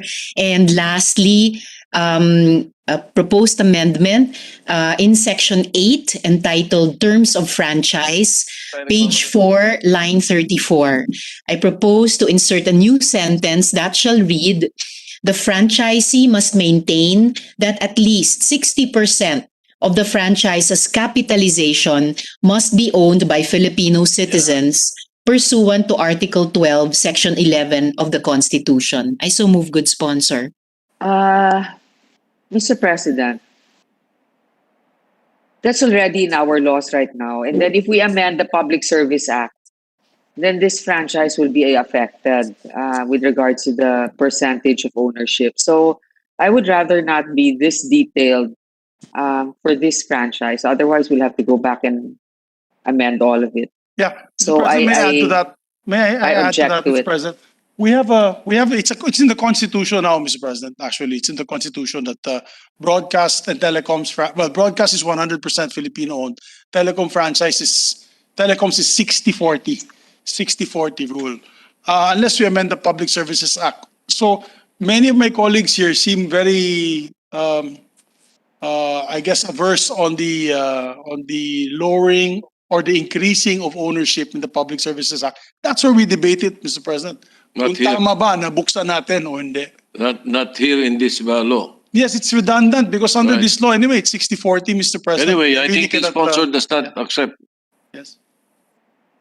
You're not Thank you, good accepting. sponsor, Mr. President. At least I made of record during the period of interpellation the important implication I see of the Public Service Act to this franchise bill. And I appreciate the good sponsors' big picture view of both bills since she's very ably sponsoring both. So with thanks to the good sponsor for her patience with this representation and for accepting some of my proposed amendments. Salamat 2 po, out good of 5. sponsor. Salamat po, Mr. President.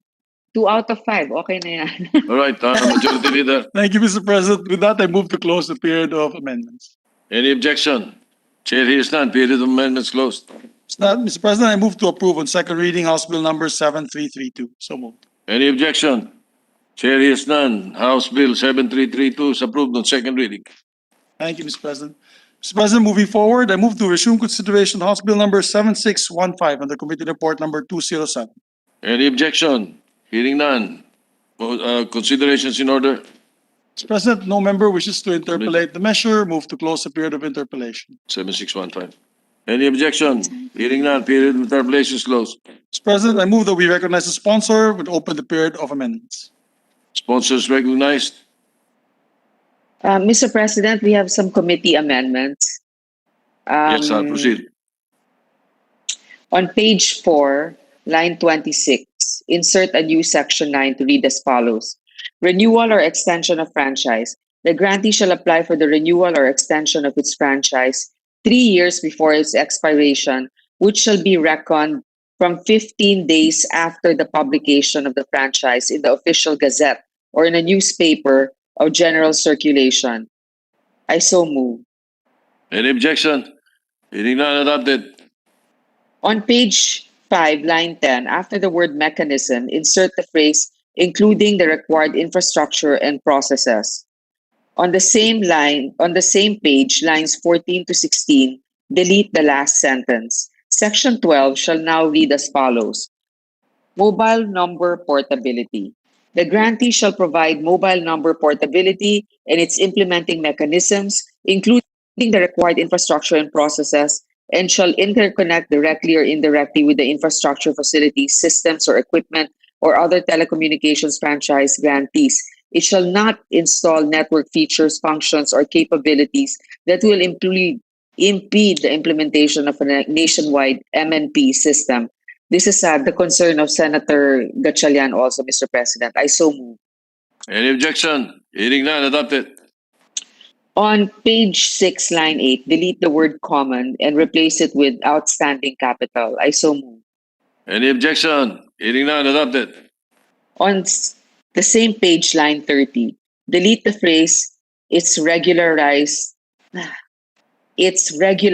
employees and secure a compliance and clearance and replace it with trainees and workers whose employment status are made regular and append the appropriate. On the same page, lines 31 and 32, delete the phrase and its relevant attached agencies and replace it with attesting that it has complied with the employment requirement under this section. I so move. Any objection? Hearing none, adopted. The Thank you, last Mr. President. paragraph of the newly... Maybe it's not required to read the whole paragraph. I don't need to read it Because we anymore. amended So that's already. it. Thank you. Any objection? All right. Go ahead. Mr. President, Leader. with that, I move to close the period of amendments. Any objection? Hearing none, period of amendments closed. President, move to approve on second reading, House Bill number 7650. Any objection? Hearing none, 7615 is approved in second reading. Mr. President, I move that we consider House Bill number 8860. I so move. Any objection? Hearing none, consideration is in order.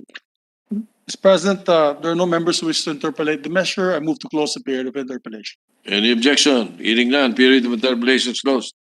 Mr. President, I move to recognize Senator Grace Poe, our sponsor, for the committee amendments. Period of amendments open. The sponsors recognize Senator Grace Poe.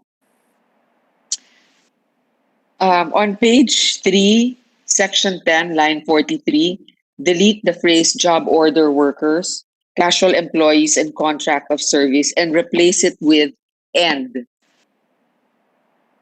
I so move. Any objection? Hearing none, adopted. That's it, Mr. President. I believe There are no more on amendments. the second one is just on page 4, line 14. Page. The last one. Page Second- 4, line Oh, 14. sorry, Delete the I word missed common. that. I'm glad the minority leader is paying attention to this. He used to be chairman of public services. That's why. In the house. and they need this. They need this in to serve underserved areas. On page 4, line 14, delete the word common and replace it with outstanding capital. I so move. Any objection? Hearing none, adopted. There are no President, more amendments for this. Yes. Mr. President, with that, I move to close the period of amendments. Hearing no objection, period of amendments closed. Mr. President, before we move for second reading approval, I just want to put on record for disclosure that this will be actually put up in my hometown of Maramag, Bukidnon, this radio station, and that the owners of this and the incorporators are close friends of mine, Mr. President. So for the spirit of full disclosure, I want to put that on record and I abstain on my vote on this one. I All move right. for second reading approval, Mr. President. Any objection? Hearing none. House Bill 8860 is approved on second reading. Thank you, Mr. President. Mr. President, I move to resume consideration of House Bill number 7616 under Committee Report number 214. Any objection? Hearing none, consideration is in order. Mr. President, Mr. President, no member wishes to interpolate the measure. Move to close the period of Any objection? Hearing none, consider the period of interpolation is closed. Mr. President, move to recognize the sponsor for her amendments. Senator Mr. Grace Post President. recognized.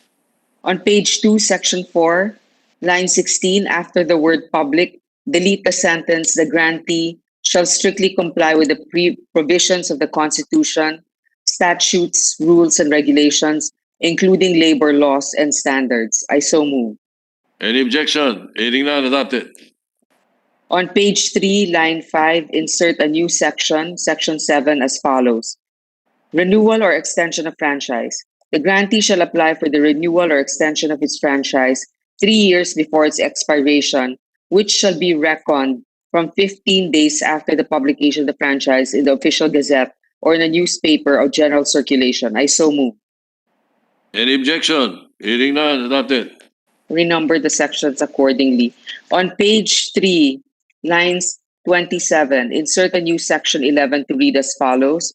Commitment to provide and promote the creation of employment opportunities. The grantee shall create employment opportunities and accept on-the-job trainees in the franchise operations, provided that priority shall be accorded to the residents of the place where the principal office of the grantee is located, provided further that the grantee shall ensure that at least 60% of its employees are regular employees, and in no case shall the percentage of contractual employees, job order, and casual employees and independent contractors combined exceed 40% of its total workforce, provided furthermore that the grantee shall follow the applicable labor standards and allowance entitlement under existing labor laws, rules and regulations, and similar issuance, provided finally that the grantee shall follow applicable civil service rules and regulations and other similar issuances.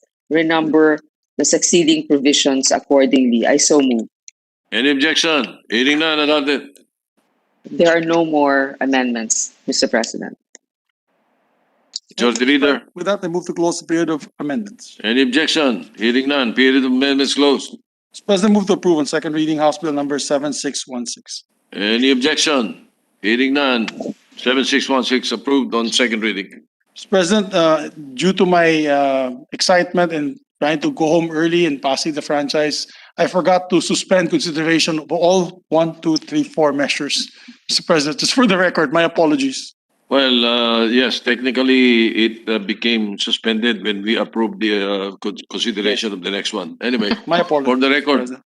I'm suspension. worried that the minority floor leader will put it out again. he almost did. He almost did. That's why I have to put it on record. Oh, you President, jumped the gun my on him. He apologies. almost did.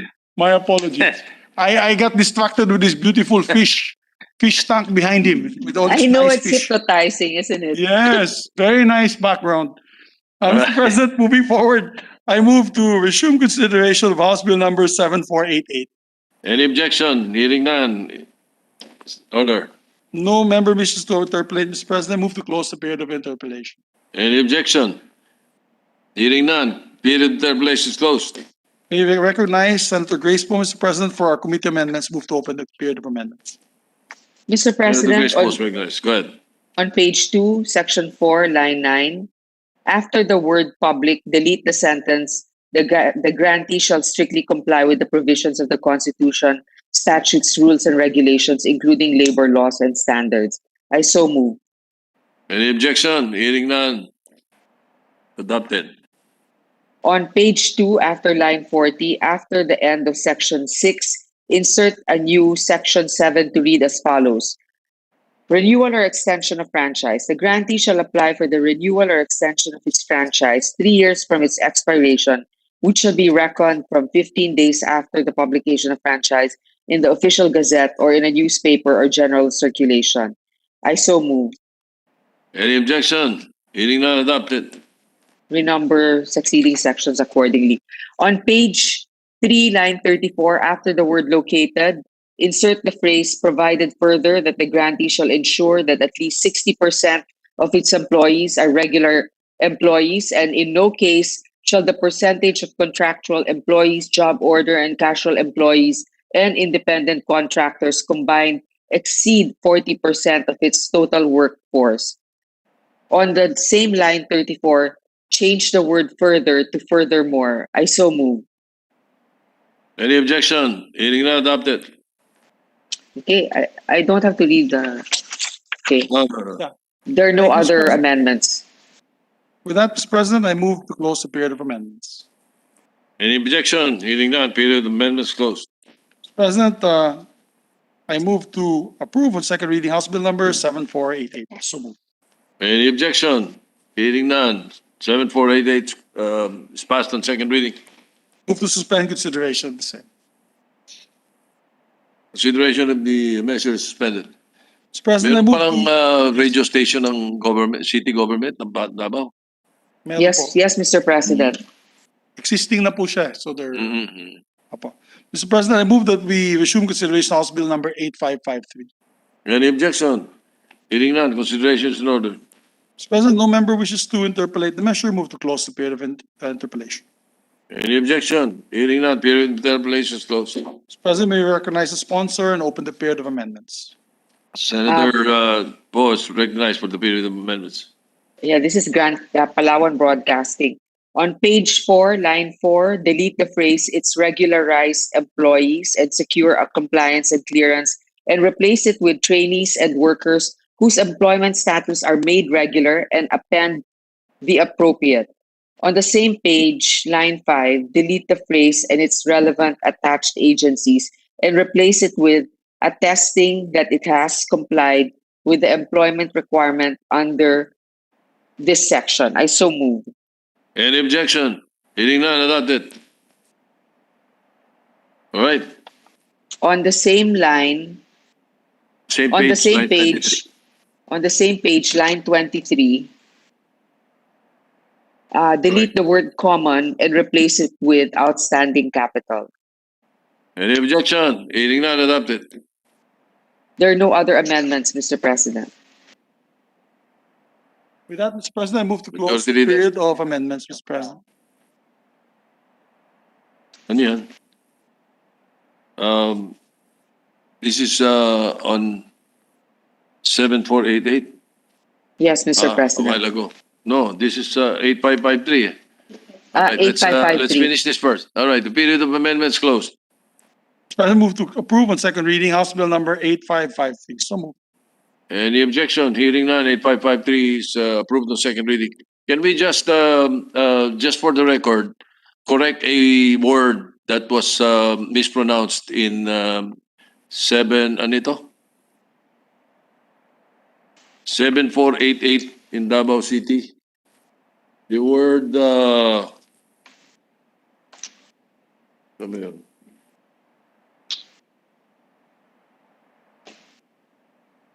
Three years before its expiration. It should read as 3 years before its expiration. I think the sponsor read a different word. I did. Wrong. Okay, I wasn't conscious. 3 years from its expiration ng sinabi. Okay, Yes. It 3 should be years before its expiration. Okay, Yes. for the record. For the record, with the permission of the body. Yes. Thank you, Mr. President. Finally, Mr. President, to suspend consideration as well of House Bill number 8553. So moved. Consideration suspended. Finally, we have just two local bills for sponsorship. Mr. President, I move that we move to the calendar of ordinary business to special order, House Bill number 5306. Any objection? Hearing none. So transferred. Mr. President, I move that we consider House Bill number 5306. Any objection? Hearing none. Consideration is in order. I may ask the Secretary to read the title. The Secretary will read the title of the measure. House Bill number 5306, an act separating the Sitio of Ladol from Barangay Poblacion in the municipality of Alabel, province of Sarangani, and constituting it into a distinct and independent barangay to be known as Barangay Ladol.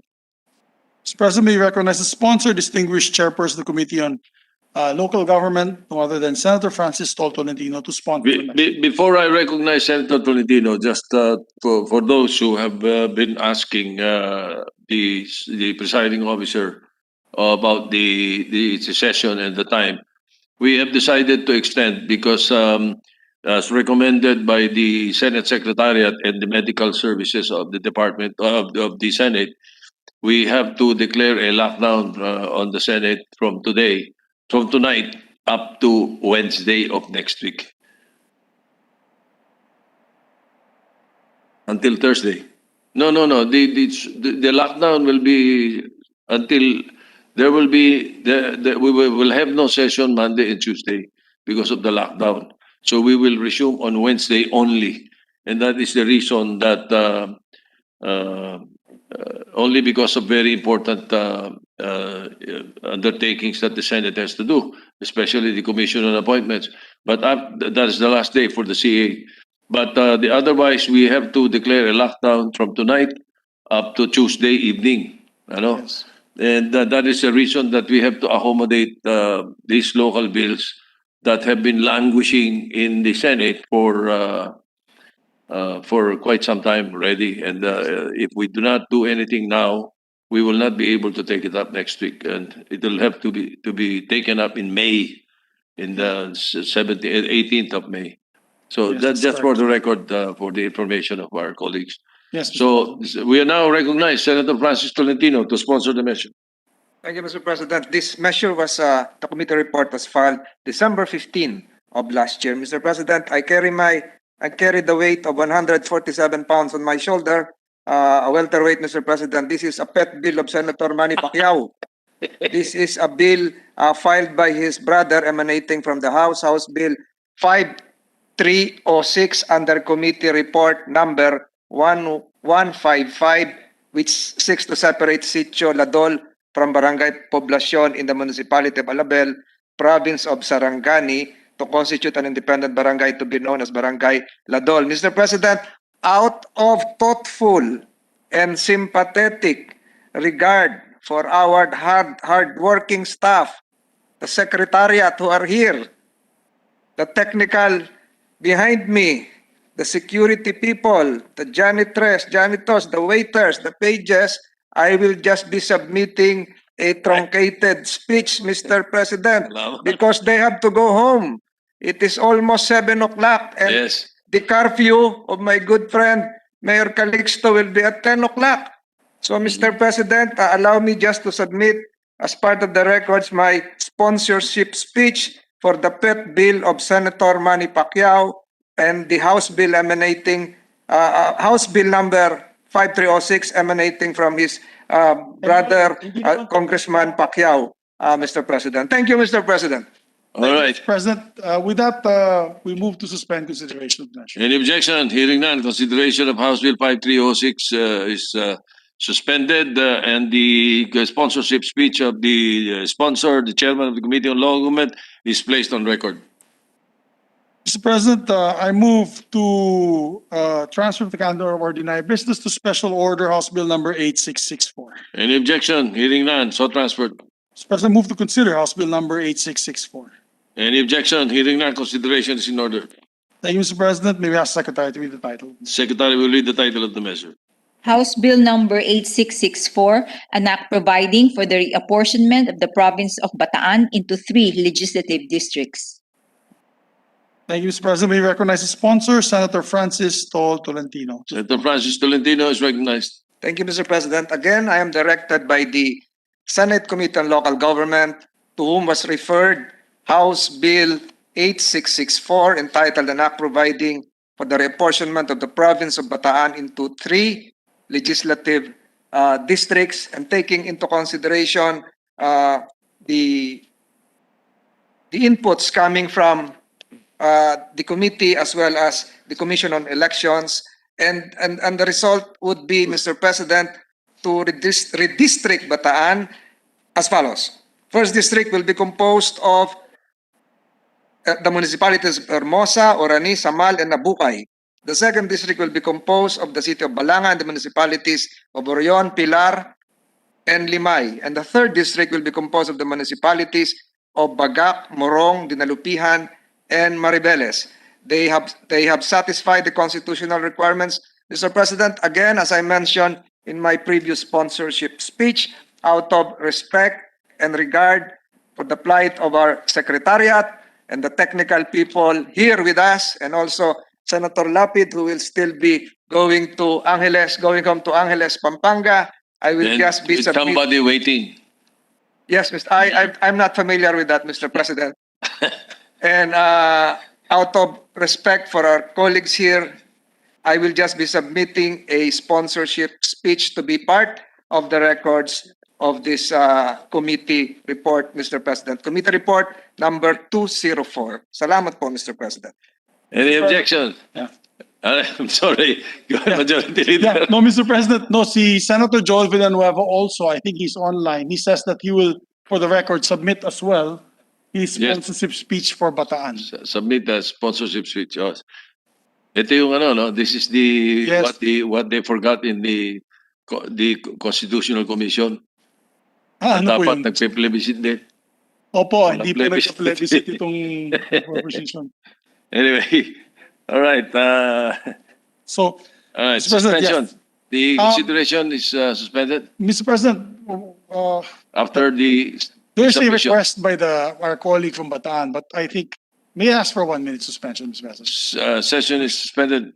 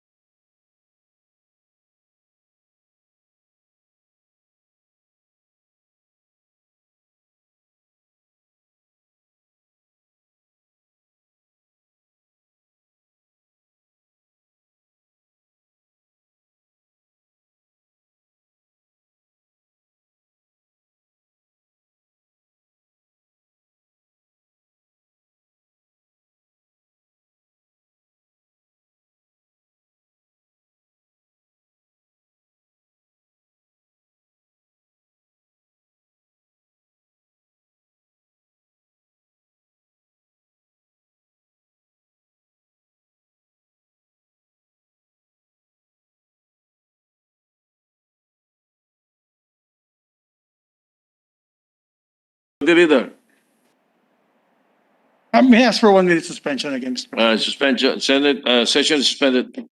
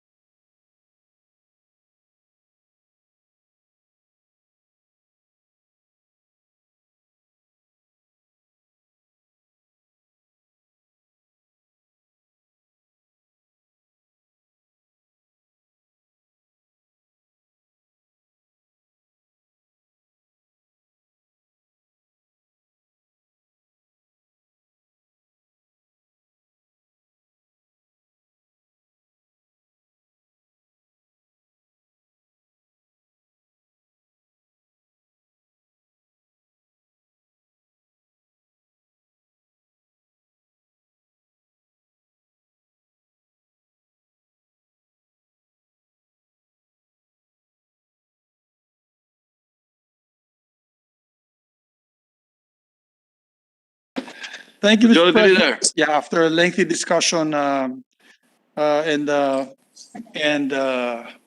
we came to a conclusion, Mr. President. We'll just suspend consideration of House Bill number 8664 and the committee report number 204. Any objection? Hearing none, consideration is suspended. Thank you, Mr. President. Mr. President, just some housekeeping. I move that we proceed with the Senate President's designation of the Senate conferees of the Bicameral Conference Committee on the disagreeing provisions of Senate Bill number 1832 and House Bill number 7406. All right, the following members are hereby designated as Senate conferees to the Bicameral Conference Committee. Senator Ronald De La Rosa as chairperson and members Tolentino, Go, Gatchalian, and Hontiveros. So designated.